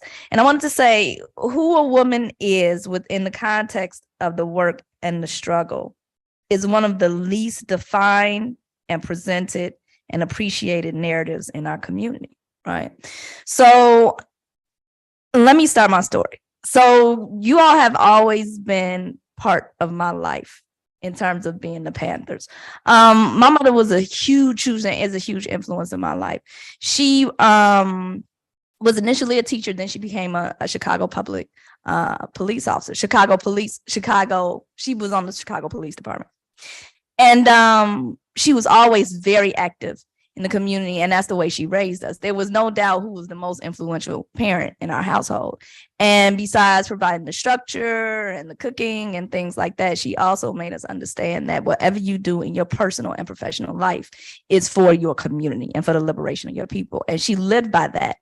And it was evident, right? It was evident within our house. It was evident outside of our house. It was evident in the students that she taught. It was evident in her personal friendships. And we all knew that. And what I did notice was that the things that she was celebrated for her commitment, for her strength, for her unapologeticness, for her righteousness, and sometimes even her dangerousness, people celebrated her for that. But as a woman, she was also criticized for that because women are not supposed to behave that way, right? So as growing up as a young woman, I knew what to do, but I didn't necessarily know how to be in doing that, right? So I offer some degree of confusion because she was really the only example I had of a woman who was engaged to that extent in the struggle and those things. Now, when I say that the Panthers were always present, when she was in college, she took the teacher's exam and she took the police exam. And the reason why she took the police exam was because in 1969, that was when Fred Hampton was killed. And there was a press conference, and the leaders of the African-American Police League at that time, Renault Robeson and Howard Saffold, got on TV and said this was a murder. They were part of the police. They said this is a murder because before standing in the blue, they stood in the black. And she said, I want to work with that organization. I want to be a police officer. Then she had these other aspirations. I want to be the first Black female sergeant of the police department, but those other things, they highly influenced who she was, right? She didn't initially go to the police department because my father was like, no. So she was a teacher. They got divorced. She immediately entered into the academy. So she went to the academy. She joined this was another thing. This was during the time. How many of you all know Harold Washington? Harold Washington, she was like, I want to work his detail. She worked his detail. The African-American Police League made up some of his personal security. He, depending on what you subscribe to, died, was killed, whatever you want to say. But then she joined the African-American Police League, this very organization in which inspired her to become part of the police force. And then she became the president. Right. So I watched all of these things and I watched her do these things that a lot of other people just weren't doing, men or women. Right. But at the same time, watch her be criticized as a woman doing these things. Now, I think that I was fortunate enough to grow up during the times of the late 80s and early 90s when hip hop was pretty conscious. Right. And so in that consciousness, we began to see women, young women, right, who were also inspired by the Black Panther Party to come out and display their consciousness, like Queen Latifah and Moni Love, things like that. So then I started to see some women, even if it was just in an aesthetic, that represented who I thought that I should be in terms of being committed to my people and being a woman. And so and it wasn't the only thing that was out, but that was what resonated with me. So that's what I focused on. So I went through college and things like that, still finding myself that those images and those types of people were in a rarity, but I kind of like gravitated towards them. And as I got more into reading and studying in my field and things like that, I began to see, even in popular culture, I think Panther came out at that point, and there were some segments when they really highlighted the women that were right. They had a whole scene where they were like, we here too. And I was like, look at that. They were there, And so you start to reading and you start to looking and then you start to listening. And I came in contact with the Fields family and Mama Michelle and all these things. And I'm like, look at this. All these women were involved in this movement, in this struggle, and they were all different in their own right, but they were unapologetically who they were. So it wasn't, what I did begin to find out was that it wasn't that this is how you are as a woman in the struggle. It was you are who you are in the struggle, and whatever kind of woman you are, you deserve to be that, and you deserve to be celebrated. So that's what you all have done for me, right? It wasn't like I need to be like her, I need to be like her. It's like, it's okay to be just like you. And people need to celebrate you for the work that you do and the fact that you are a woman doing this work as well. So that's what you all continue to do for me. That's what you did for me. That's what you did kind of for my mother too, right? So I appreciate that. You all have a legacy that you have secured. We are securing your legacy. That's why we're here. I want to thank Mama Michelle for inviting me. I was kind of like we need one more, come on. But now I'm like, I feel so privileged to be here. Thank you so much. But yeah, that's what it was for me. That's what it is for me. And I try to bring that to, as a matter of fact, I'm gonna bring this YouTube to my students, right? Because they already know about the Panthers, because that's what I teach, that's what I do, right? But they will watch this and they will know this and they will celebrate you, right? All those Black sisters those young sisters in my classes. I think this could definitely be, if not life changing, it could like direct them in a certain. So I thank you. I love you all, and y'all good. People gonna know about y'all. We're gonna make sure of it.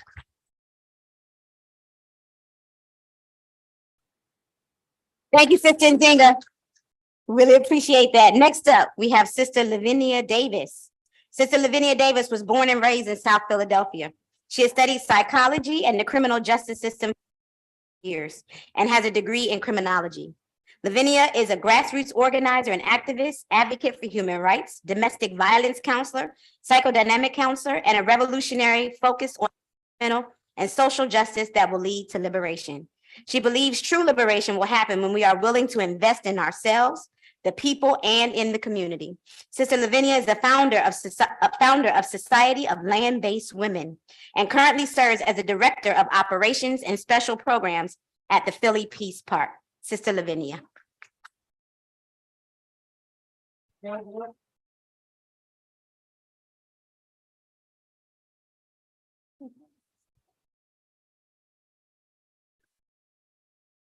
Free the land. Free them all. Black power. All power to the people. I said that I was not going to say much about myself. I said I was going to pass it on. But I want to take this time to say thank you. And it's so important for us as women that are in the movement to understand that these women are revolutionary. Above all, it was let me take care of the community, not just me as an individual. Let me do what I need to do for the community. And oh my goodness, the political education. Like, I think a lot of times as young women, we kind of skip that a little bit and we read what our favorites is and what benefits us, as opposed to actually learning what's happening in the world. And something you said, Mama Hazel, was about actually asking the community what's going on. So I'm a part of the Philly Peace Park. What we do is, while we're doing the free produce days and growing food and everything, we create surveys. And we asking the questions and we saying, hey, what do you feel like you need? What do you feel like that's missing in your community? And then we build our programs based off of that. Not just what we think we know, but what we're learning and how we're working together. One of the most important things I would say in my background for me was learning about resilience.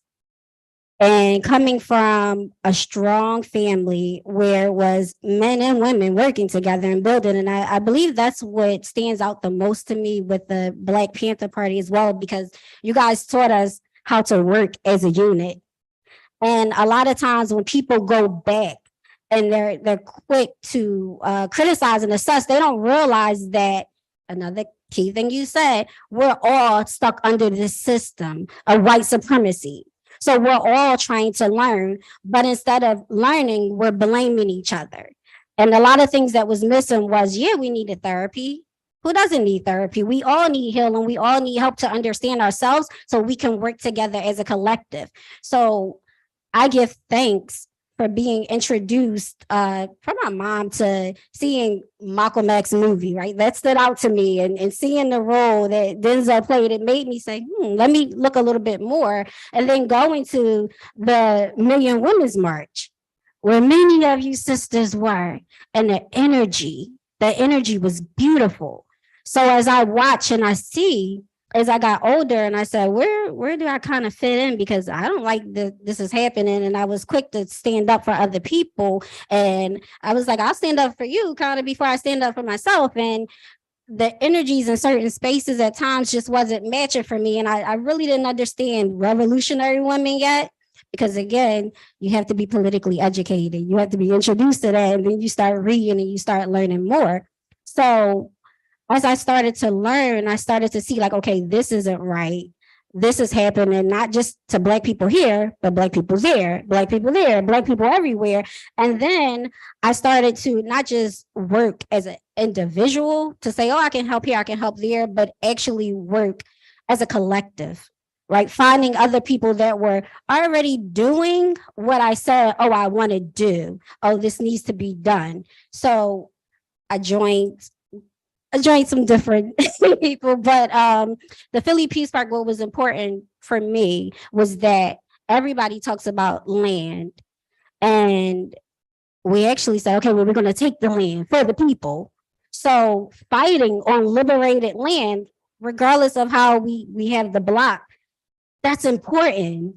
Because it's for Black people, it's for oppressed people. So we grow our own food. You got to know how to grow your own food because you never know, looking at the history where our elders had to go and they had to flee for their lives.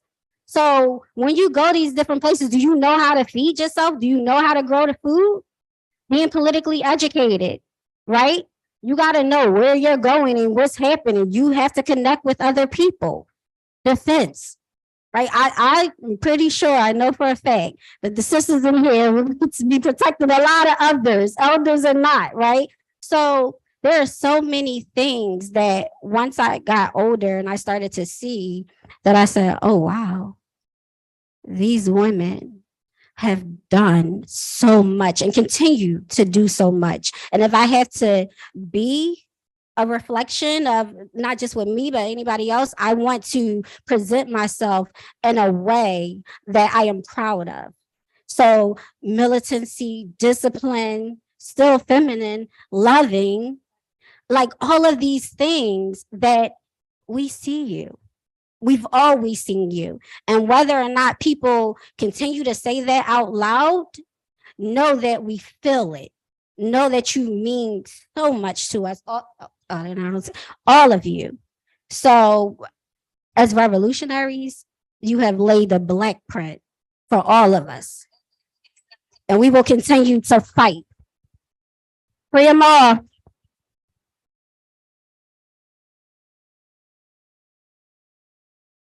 Thank you so much, Sister Lavinia. Okay, we just got a couple more and then we're gonna open it up for discussion. Y'all have your questions ready? Y'all don't have no questions? Your comments and questions, okay, get them ready if you don't have them ready yet. So next joining us on Zoom is Dr. Melissa Barber. Dr. Melissa Barber is the author of 30 Days of Thanks, A Journey Towards Healing and Deliverance, and the CEO of the consulting company 30 Days of Thanks Incorporated. She completed her medical training at the Latin American School of Medicine, or La Escuela Latinoamericana de Medicina in Havana, Cuba, which focuses on community and social medicine. She is a 2022 Community-Based Participatory Research Fellows of the Columbia University Irving Institute and co-principal investigator of the COVID-19 Community Pesquisa Research Project, which seeks to investigate the impacts of COVID-19 on South Bronx communities.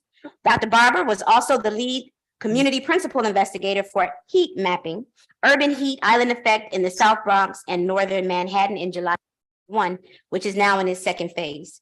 Dr. Barber is an ambassador and advocate for the International Maternal Infant Organization, the Birthing Project USA, the Underground Railroad for New Life, where she promotes health and wellness and fights for the lives of women and babies of color.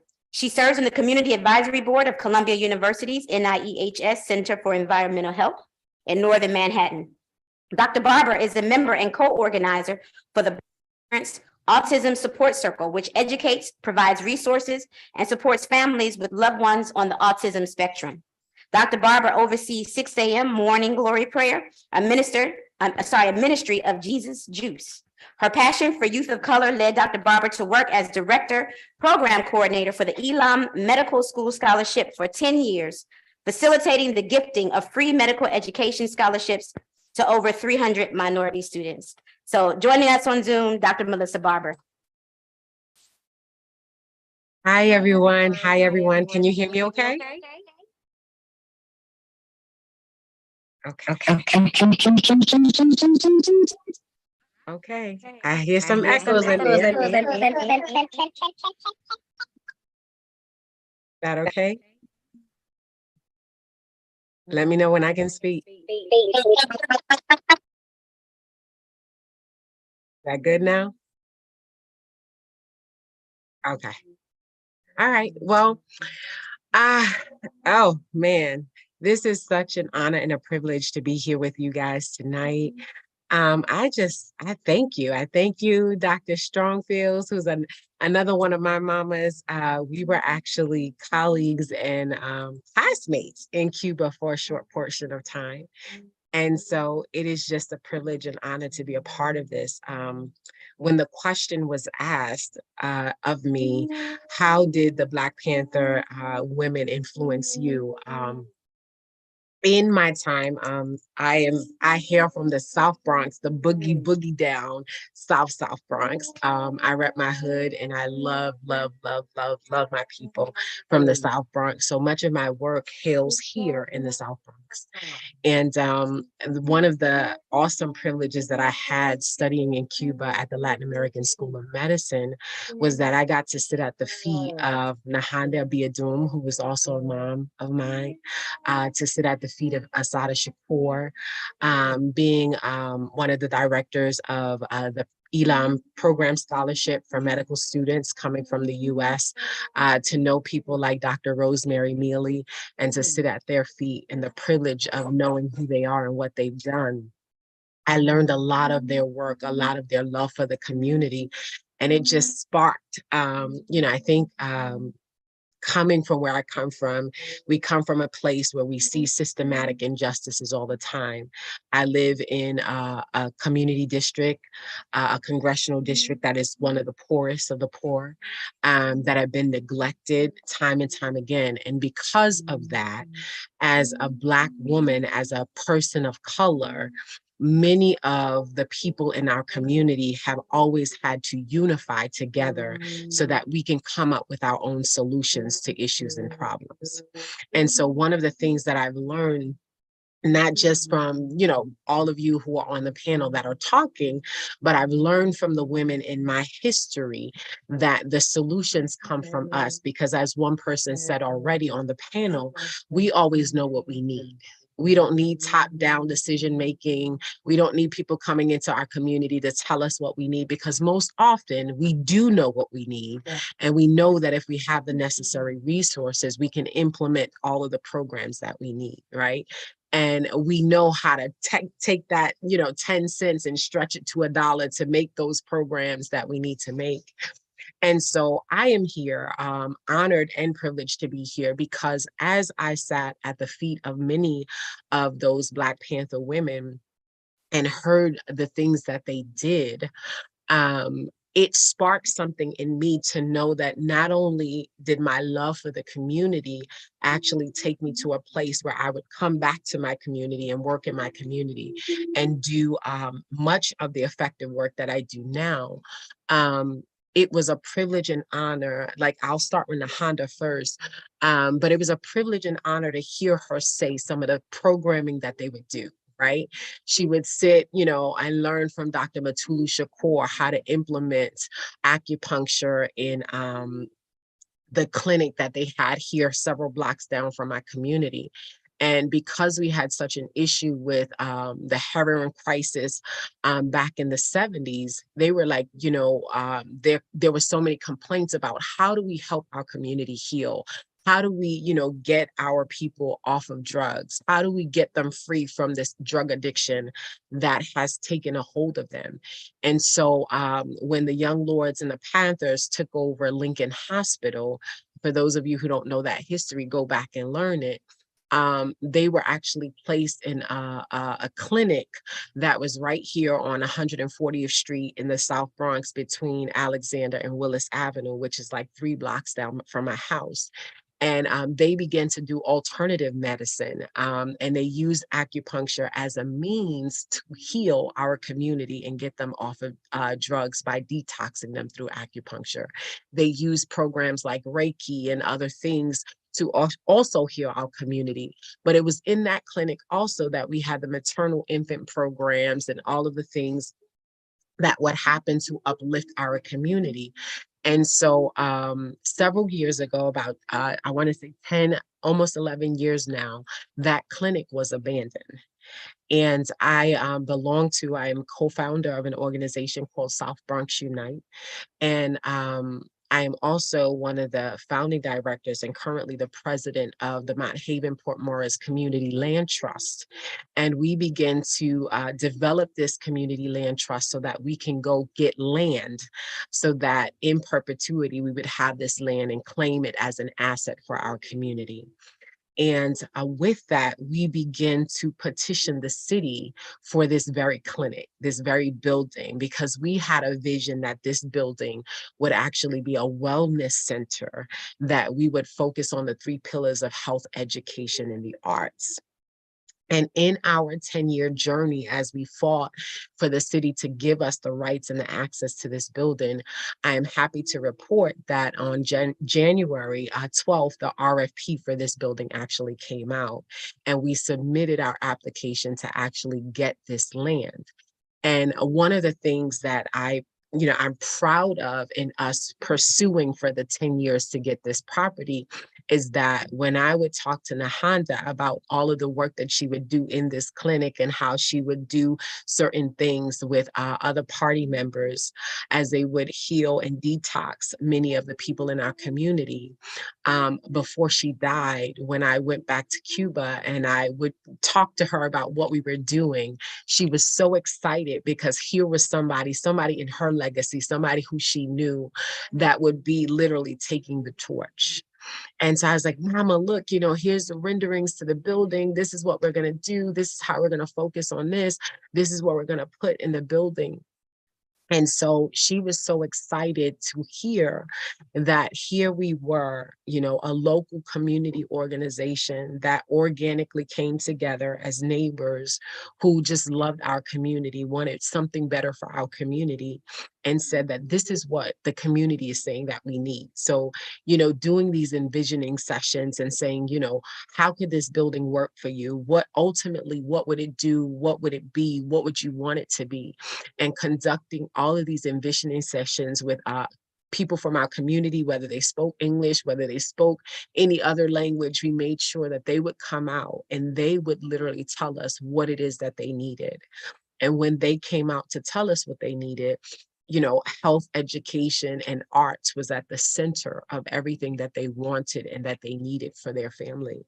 And so with this building, as we submitted our application in the RFP, because we're going to win this thing, y'all, right? Our hope is to literally begin to infiltrate this center with programming that will be inclusive of health, education, arts, alternative medicine, to regular scientific medicine, incorporating the arts, nutrition, incorporating, social services, and all of the different programmings that will uplift and benefit our community, right? Because we have the answers, because we know what our community needs.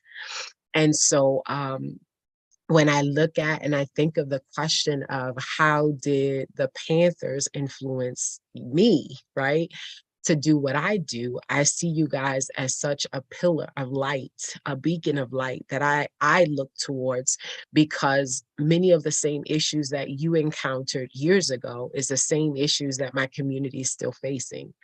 And with that same boldness, with that same courage, I dare to look in the face of anybody to let me know that I can't do what needs to be done for the people that I love. And so as I sit on, community boards and as I sit on different organizations, I'm usually the loudest, biggest mouth that there is. And I'm always questioning and making people rethink the ways in which they look at us and they see us. And I'm usually the loudest voice in the room saying, hey, here we are. Here's who I represent. How is this going to work for us? And so the same way you all as ancestors paved that way to show us that we were worthy, right? We were worthy of programming. We were worthy of our kids to have food to eat. We were worthy of detox programs that incorporated us into the mix. We were worthy of the maternal infant programs that would make sure that our kids would live past the age of 1 year old. We were worthy of those things. And so here we are today fighting for those same things because we're still worthy of them, right? And we would dare to let anybody else tell us anything different. And so as part of my organization, as part of sitting at the feet of these women that I got the privilege to know and to hear their stories, they were a light that just sparked, revolution in me and love for my community. And to literally say, a lot of people think that, oh, you get this status, this height, this thing, and we leave the community. But for me, it was like, no, I'm gonna park myself right here and be a voice for my community and make sure that we have the necessary things that we need to uplift us and to be a part of this movement forward that considers all of us being important in how we bring about and uplift our community. So like I said, I'm grateful, I'm honored, I'm privileged to be here. Because I would never even imagine myself being amongst all of you, right? All of you greats who do what you do. But I just know that for the love of my people, I want to free the land. I want to make sure that all of us, all of the children that I know, that I love, that I encounter in my neighborhood, that I take care of, all of the things that I see, the needs that I see, I want to make sure that those things are met. And I know that the people that I love and that I've unified with are like-minded with me to make sure that our community is loved, nurtured, cared for, and that we're going to move forward with whatever it is that we need to do. So thank you so much for the privilege.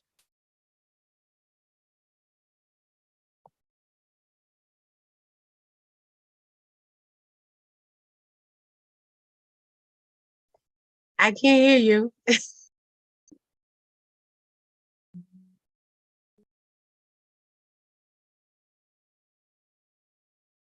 You're muted. The host is muted. The host mic is muted.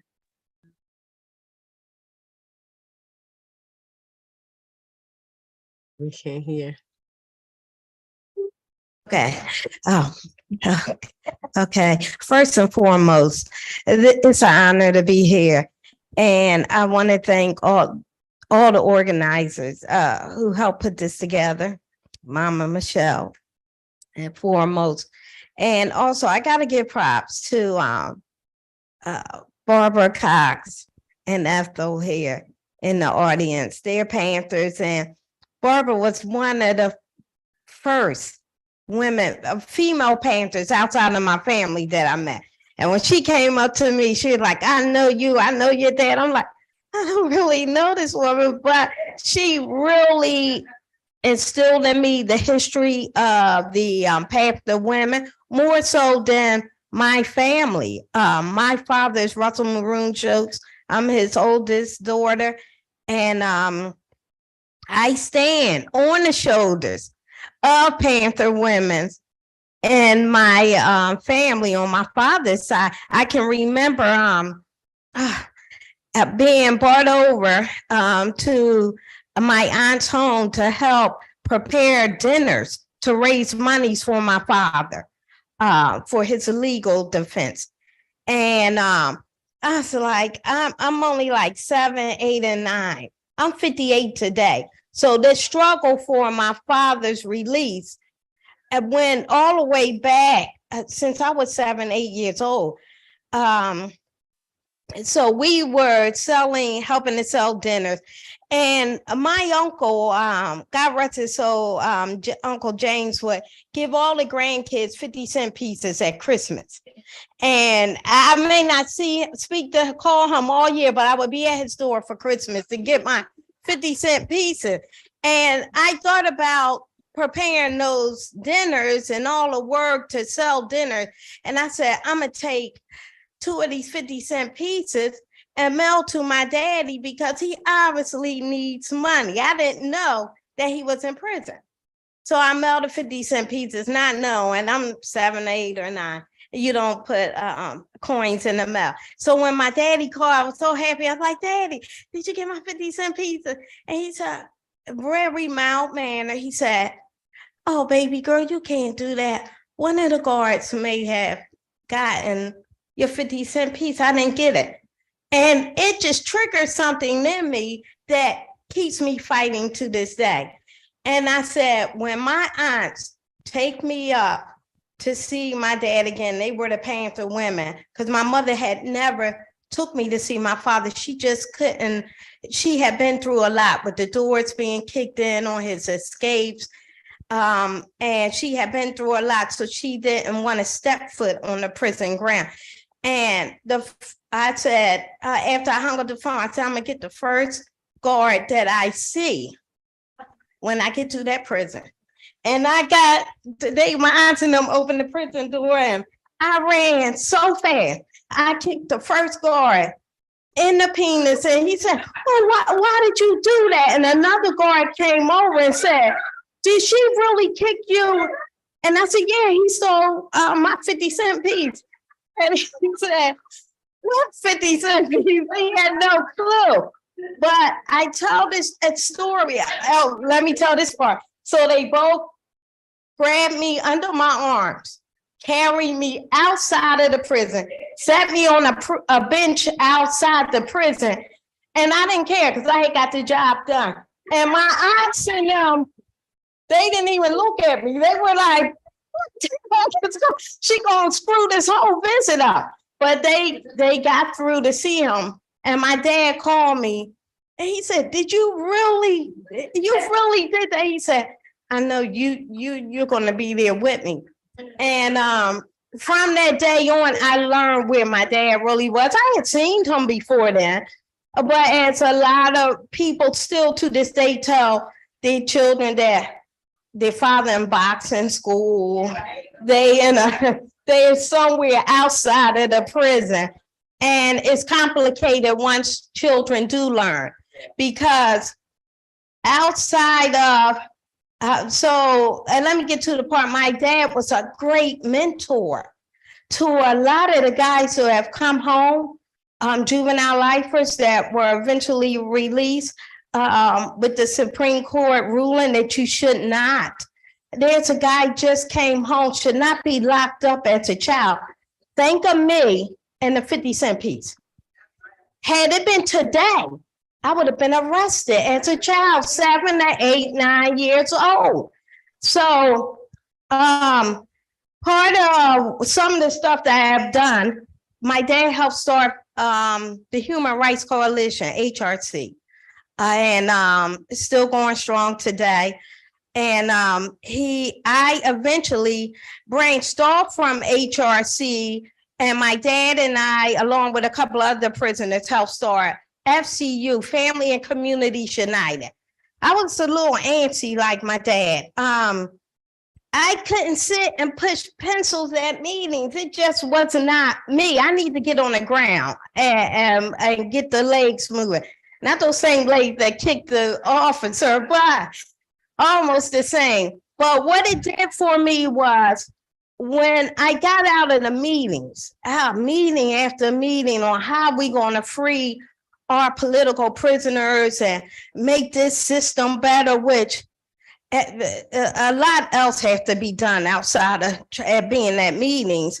I eventually went to 3 schools. I told my dad said, well, what you gonna do if you do Family and Community United? I was gonna do something candy coated, maybe take the kids to the carnivals or something like that. I said, Dad, I can't do anything outside of that because these kids are out of order. He said, well, why don't you do something about it? I said, I am. I'm going to take them to the movies. He said, no, that's nothing. He said, you can't complain about it unless you do something about it. And when he said that, it was like something just knocked me over. And I said, okay, I know what I'm going to do, Daddy. I'm going to take in kids after school. He said, well, where you going to put them? I said, in my home. So I drafted up flyers and went to 3 different schools in my neighborhood. And the flyer had African drumming but at the bottom it said I only wanted kids who have mothers or fathers in prison. So I'm at these 3 schools after work. I'm begging parents, it's free. I'll pick your kid up from school and I'm gonna drop them off at home. We'll get the homework done. They was like, oh, prison? No, we don't want no parts of that. And when Daddy called, he said, how many kids you get? I said, I didn't get not one. I said, they didn't like the prison. He said, you got to know our people are ashamed of prison. You can take that off the flyer. As soon as I took that off, I was swamped. Over 60 kids. I had only 8 seats. I had a big Ford Explorer back then. And I said, I ended up with 8, 9 children I hung with for 2 years. Every day after school, Leroy, I even eventually got my employer to let me off at 2. But what I'm getting to is, I thought the kids that I got that had loved ones in prison, they were all in foster care. And I had to read up on why was this, and I learned because of the 80s, the drugs, everything, but more so than that is that what I learned that most kids that are in foster care end up in prison. So I took those kids under my wing, and I had Khalid to help me and other people in here in Philly, but it was mostly Khalid and I every day. And Khalid taught me the Panther songs, which my dad didn't talk Panther over the phone because of where he was. And we had the kids saying, Black is beautiful. Set our Panthers free and our prisoners. So they were like, my mom can get free. So they were singing the song.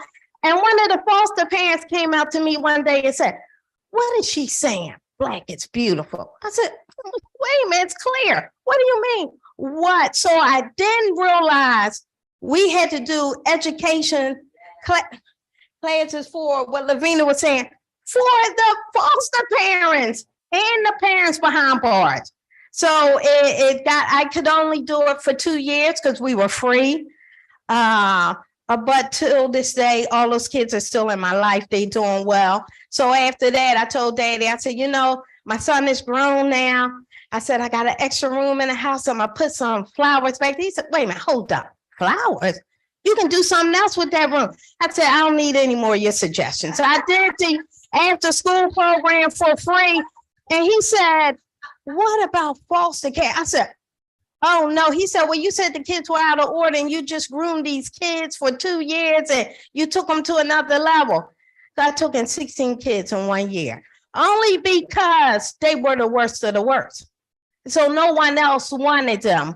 And they knew and my son, more so than anything, he was out at sea working. He said, Mom, get a mirror. If you're going to take in these kids that are the worst of worst, put in your hallway so you can see. I'm going to order you this bell when they move around the house. And I said, no, because I don't want them to feel like that.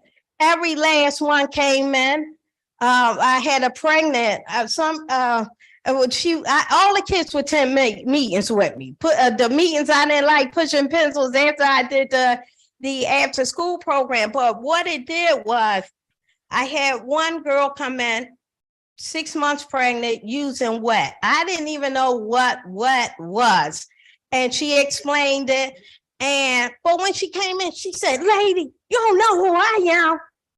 Somebody got shot in the head sitting next to me. And I listened, and the case manager was there. I said, well, this is your second chance. My home is second chance.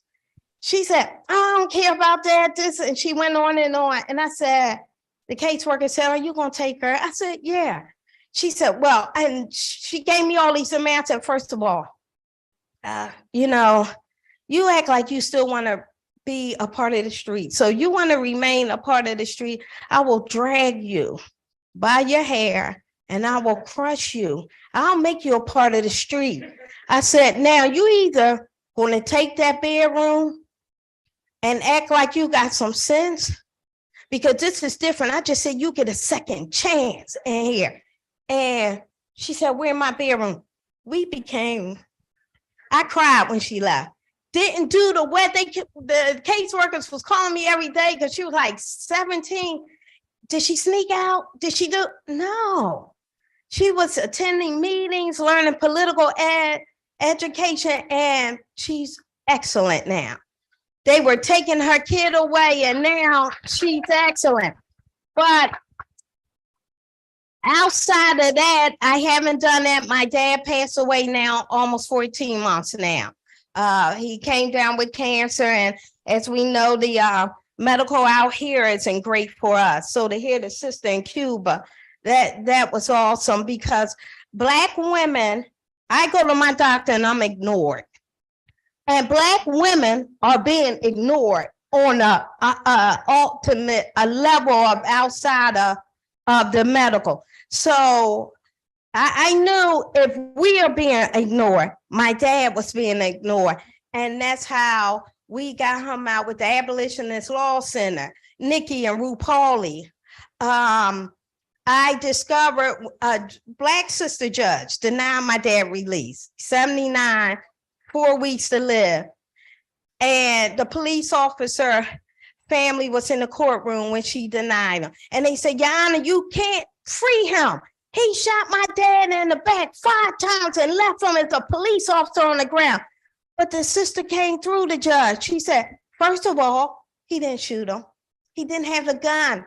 And you know that. And it cleared up a lot for our family, because we really didn't know. We knew my dad, there was a boiling over of police brutality in Philly, as the sister said, on the Rizzle, and the Panthers had to make a move. There was boiling over of brutality on our people, and the community looked to the Panthers, and the Panther sisters had their back. I'm going to stop there. Thank you for having me. All right. Thank you so much, Sister Teresa.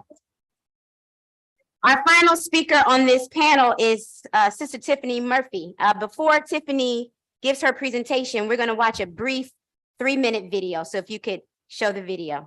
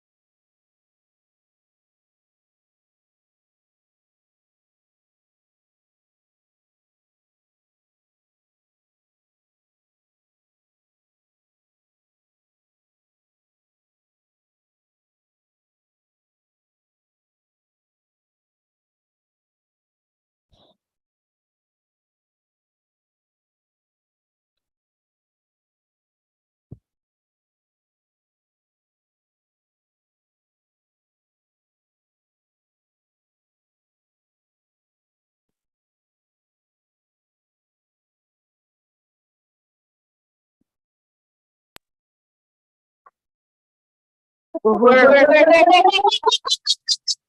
I just want to introduce Sister Tiffany Murphy, who is on the National Central Committee of the African People's Socialist Party. Tiffany Murphy, born and raised in West Philadelphia, is a well-known, longtime organizer for the rights of the African community. As a member of the African People's Socialist Party, she works in the office of the deputy chair. Tiffany leads the African People's Education and Defense Fund volunteer team that coordinates the popular One Africa, One Nation marketplace in West Philadelphia's Clark Park. Tiffany has been instrumental in building the Uhuru Health Festivals and Uhuru Book Fairs for the past several years to carry out APEDF's mission of ending the health and education disparities faced by the African community. Tiffany Murphy.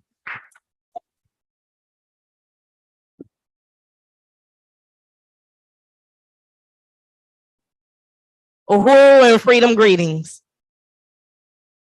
Y'all know I'm shy, so I need a little participation to hype me up. I'm a little awkward. Uhuru! Uhuru! For those who do not know, Uhuru is Swahili for freedom. We use this term consistently because we always have freedom on our minds. First, I would like to express appreciation to the organizers of this powerful event. I'm humbled and honored to be amongst such leaders, shapers, and makers. My name is Tiffany Murphy, as was said before, and I'm the Northern Regional Representative of the African People's Socialist Party, coordinator of the One Africa, One Nation Uhuru Flea Market in Clark Park, right here in West Philly. I'd like to start by saluting my leadership, Chairman Omali Yeshitela, who you saw in the video for his tireless work in the liberation of our people, and Deputy Chair Onezene Yeshitela, who fiercely lays out the chairman's vision into the concrete economic development work that you see today. Let me open up with a quote that will resonate with everyone. It is from Comrade Huey P. Newton. This comes from one of his last public presentations on December 28th, 1986 at the Oakland Uhuru House. It is very important to keep our history going. Too often, Black history is not recorded. It is forgotten about. This keeps us from knowing what direction to go into the future. You might not have the Black Panther Party, but you have the Uhuru House. You might not have the Black Panther newspaper, but you have the Burning Spear. So they really haven't done anything by crushing one organization. This is such a profound statement because revolution has to happen by any means necessary. Colonialism is still alive. The oppression of our people, the humiliation of our people, the disrespect by our people, the theft of our land resources is still alive. So the work that we are collectively doing is so important. I just can't overstate that. Revolutionary organization is so critical, especially around the question of women. The women of the Black Panther Party inspired my work because they immediately centered the question of smashing gender roles and leading the political and practical work. And at the end of the 60s and early 70s, the leadership of the Black Panther Party was made up of over 60% women. So I stand on your shoulders.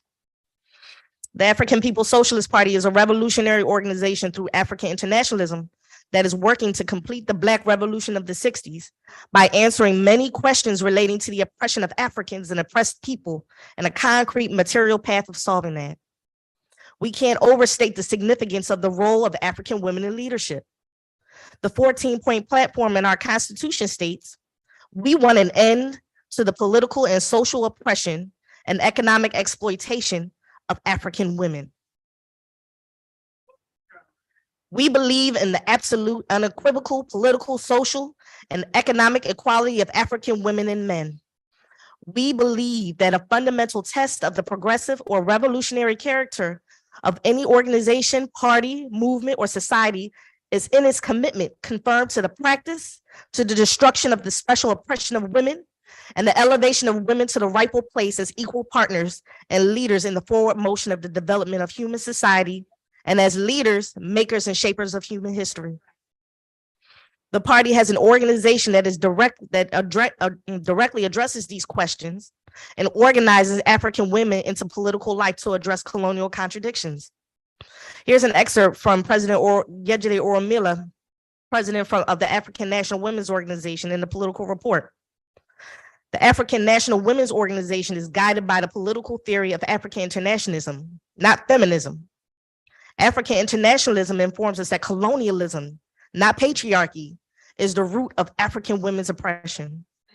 You've heard us say many times that there's no such thing as women in general. There is a difference between the women of the oppressor colonized nation who benefit from colonial domination and the women of the oppressed colonized nation who suffer as a result of colonial domination. The African National Women's Organization's existence comes as a result of the attack on Africa, the enslavement and colonial domination of Africa and African people, not because of patriarchy. ANWO was born as a strategy of the African Revolution. We were founded by the African People's Socialist Party in 2015 after having successfully holding an African Internationalist Conference on African women in Washington, D.C., in the US, in London, England, which were attended by African women from the Caribbean, Africa, the US, UK, and other places in the diaspora. ANWO has its annual convention being held in St. Louis next month. Please make sure you stop by our table for more information.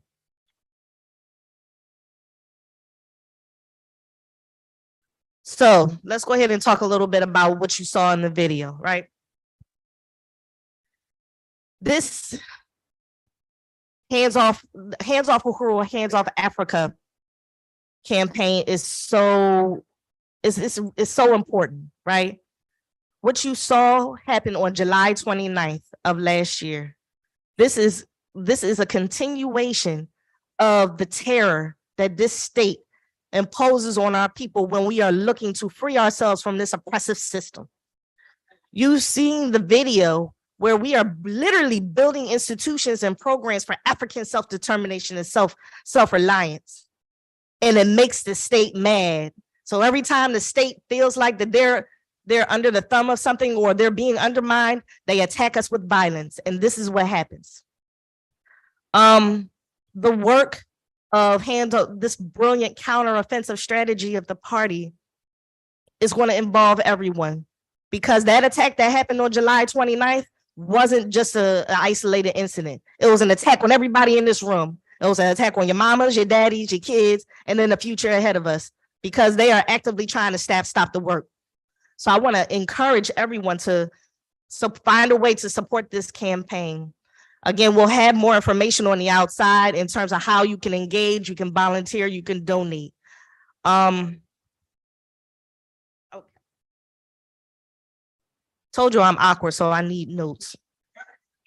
All right, so the party was attacked because it always fought for the liberation of Africa and African people everywhere, and is an anti-colonial organization.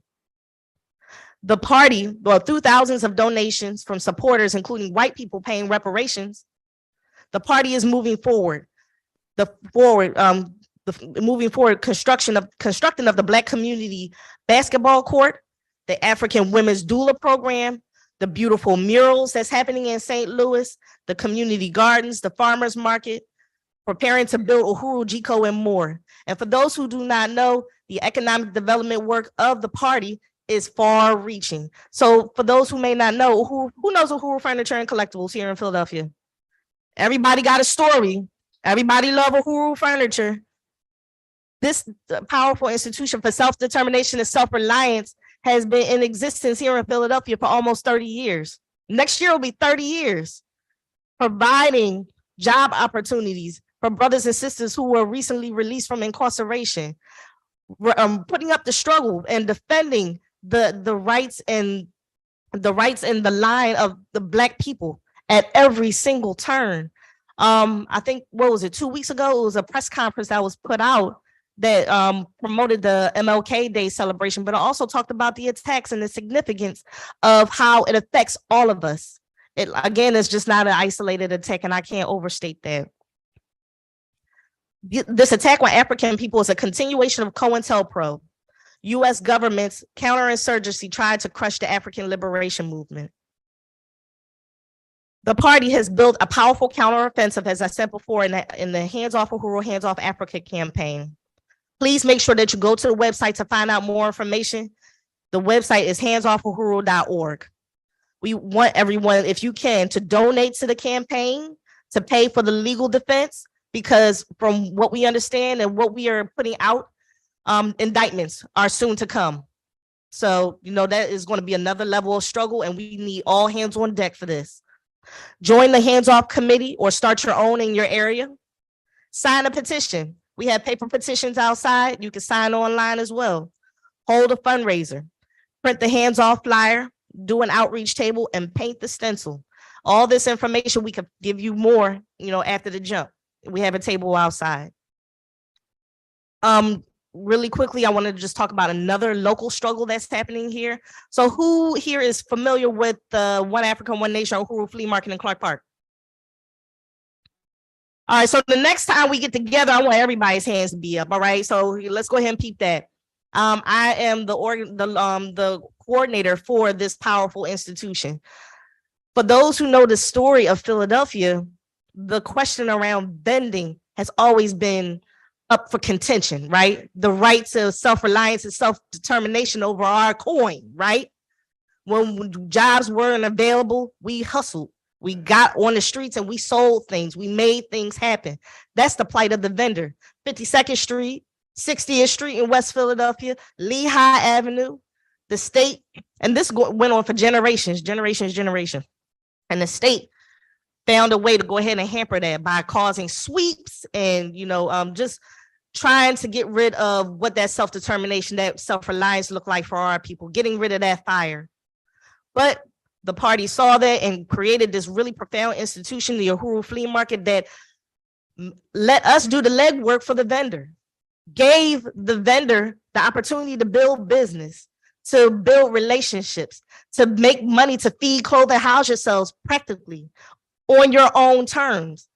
It's truly liberated territory. So this liberated territory, and I know I'm probably going over, so I'll be quick, is currently under attack, right? So during the pandemic, there has been, 2020, there was no institutions or businesses that were allowed to open. There was no businesses or institutions that were allowed to open. This includes the flea market.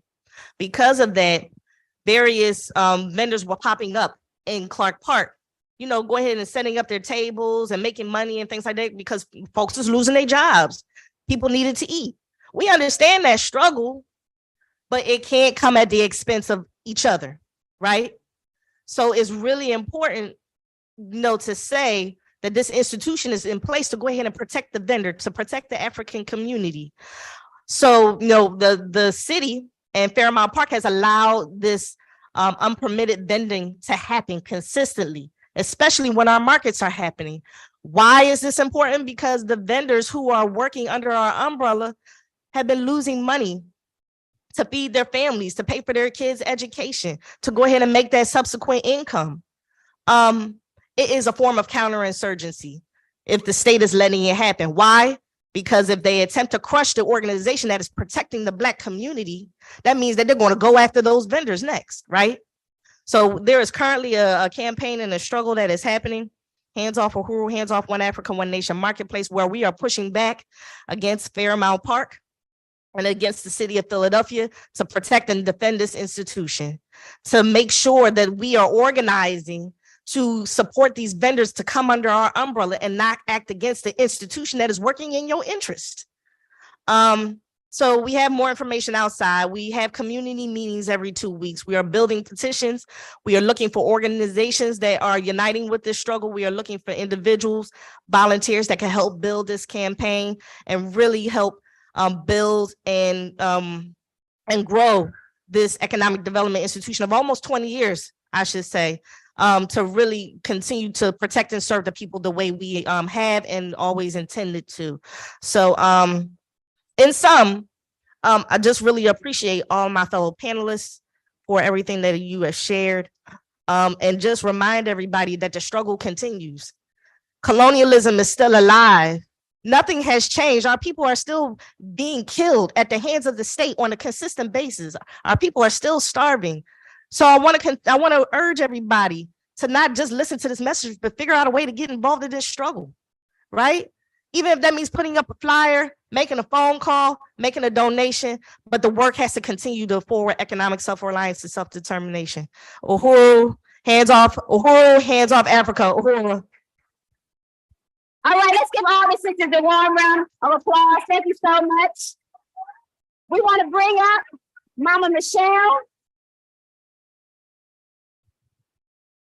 Thank you so much. We want to bring up Mama Michelle, who's going to give us a few words before we wrap up. Yeah, she's there. You just speak to her. Just talk to her. Just say something. She can hear you. We're gonna listen to the sister that- Don't talk. I'll bring her up. Thank you, babe. There you go. I thank you all for your patience. You've been extremely patient. This is a lot of people and a lot of conversation, but it was valuable and useful, and I feel touched by it all. But we have one last sister, the sister from California. If you want to go outside, there are things for sale out there. We were going to do a donation. We're collecting for the Sister Pam left already, but we're collecting for Sister Charlotte O'Neill's program in Tanzania and for the IAMM Science Infinite Possibility Scholarship. So we have a young sister who's going to be quietly moving through the ranks, pull out dollars, pennies, nickels, whatever you have, we take, because it's to build educational and well, I do STEM and STEAM programs. So whatever, and then if you go out to the table, we have Venmo, Cash App for all you newer types, all you young folks. You know, I'm struggling with it, but I'm learning. So you can do that out at the table. We have an IAMM Science table. But we want to introduce very briefly Sister Jill Christina Vest. She has the Panther Women mural in Oakland. And she's going to this is our last speaker, swear to you that this is it. This is Sister Jill Christina. Hi, everybody. Thank you. Thank you, Doctor. I won't take much of your time.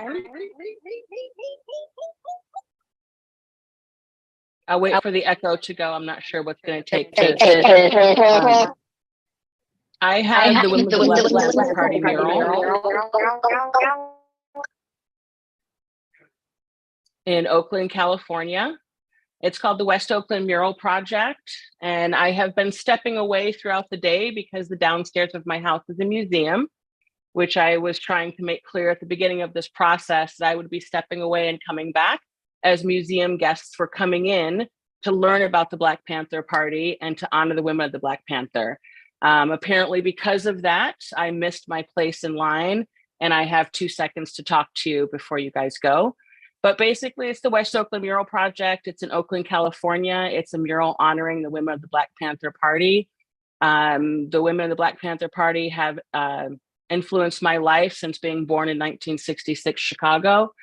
I was honored to have Angela Davis as a professor in San Francisco State and share community with Erica Huggins, who's my mentor on this project.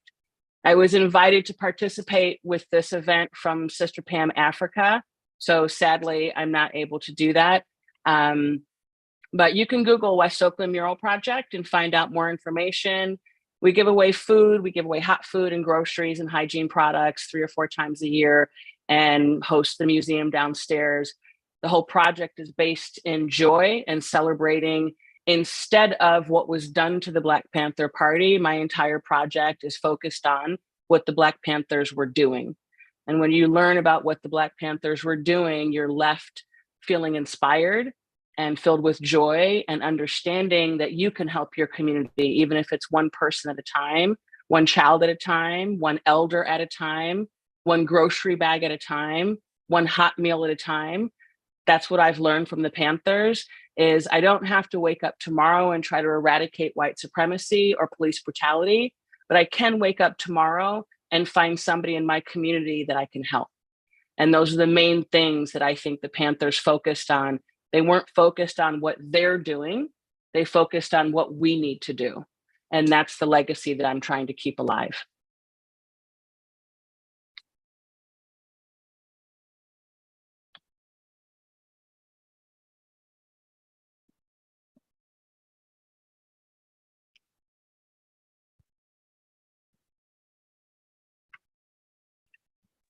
Can you hear me?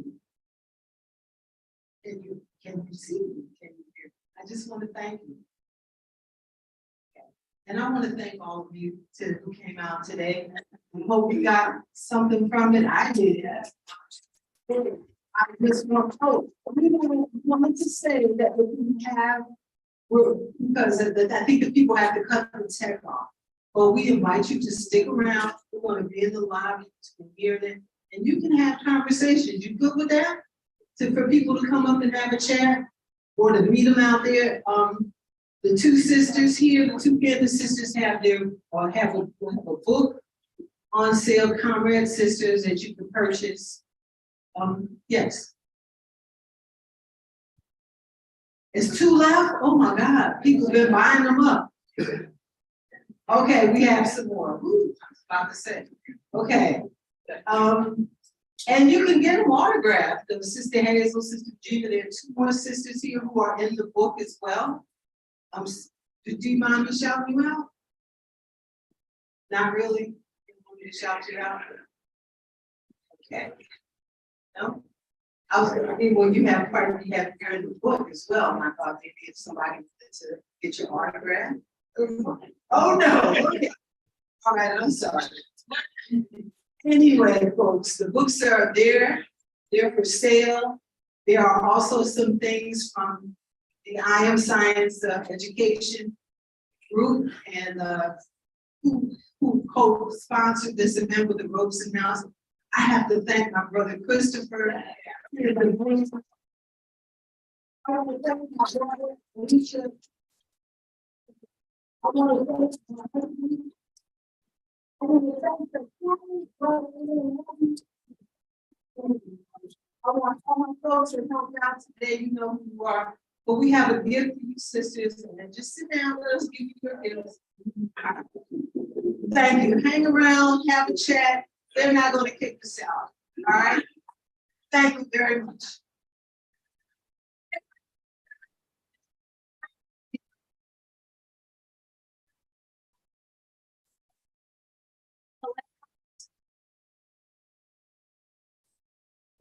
Black families are being displaced from their homes and their townhomes. For a year and a half, fighting for the ability to stay in their community, which is the Black Bottom, that has been completely destroyed by University of Pennsylvania and Drexel University, who continue to push these violent gentrification policies in West Philly, taking people's land, Black people's land from them, destroying our communities, and we got to do something about it. The HUD contract for affordable housing at the townhomes is coming to an end February 21st. We've been able to extend that since July of 2021, and we're continuing to in the struggle, but we're asking folks to join us in the struggle. Residents have a GoFundMe going to make sure that our elders are taken care of, make sure they have their material needs met. We're also continuing to fight for ensuring that residents have a process and a say in the settlement that's going down right now. So it's super important that we are collectively involved in the struggle, and that we're also making sure that we're, situating ourselves in the land that we're at right now. If you're interested, follow Save UC Townhomes on Instagram. You can also chat with me if you want to get involved with that, but I did just want to make that announcement. It's a block away from here, and it's an extremely important struggle right now. Thank you.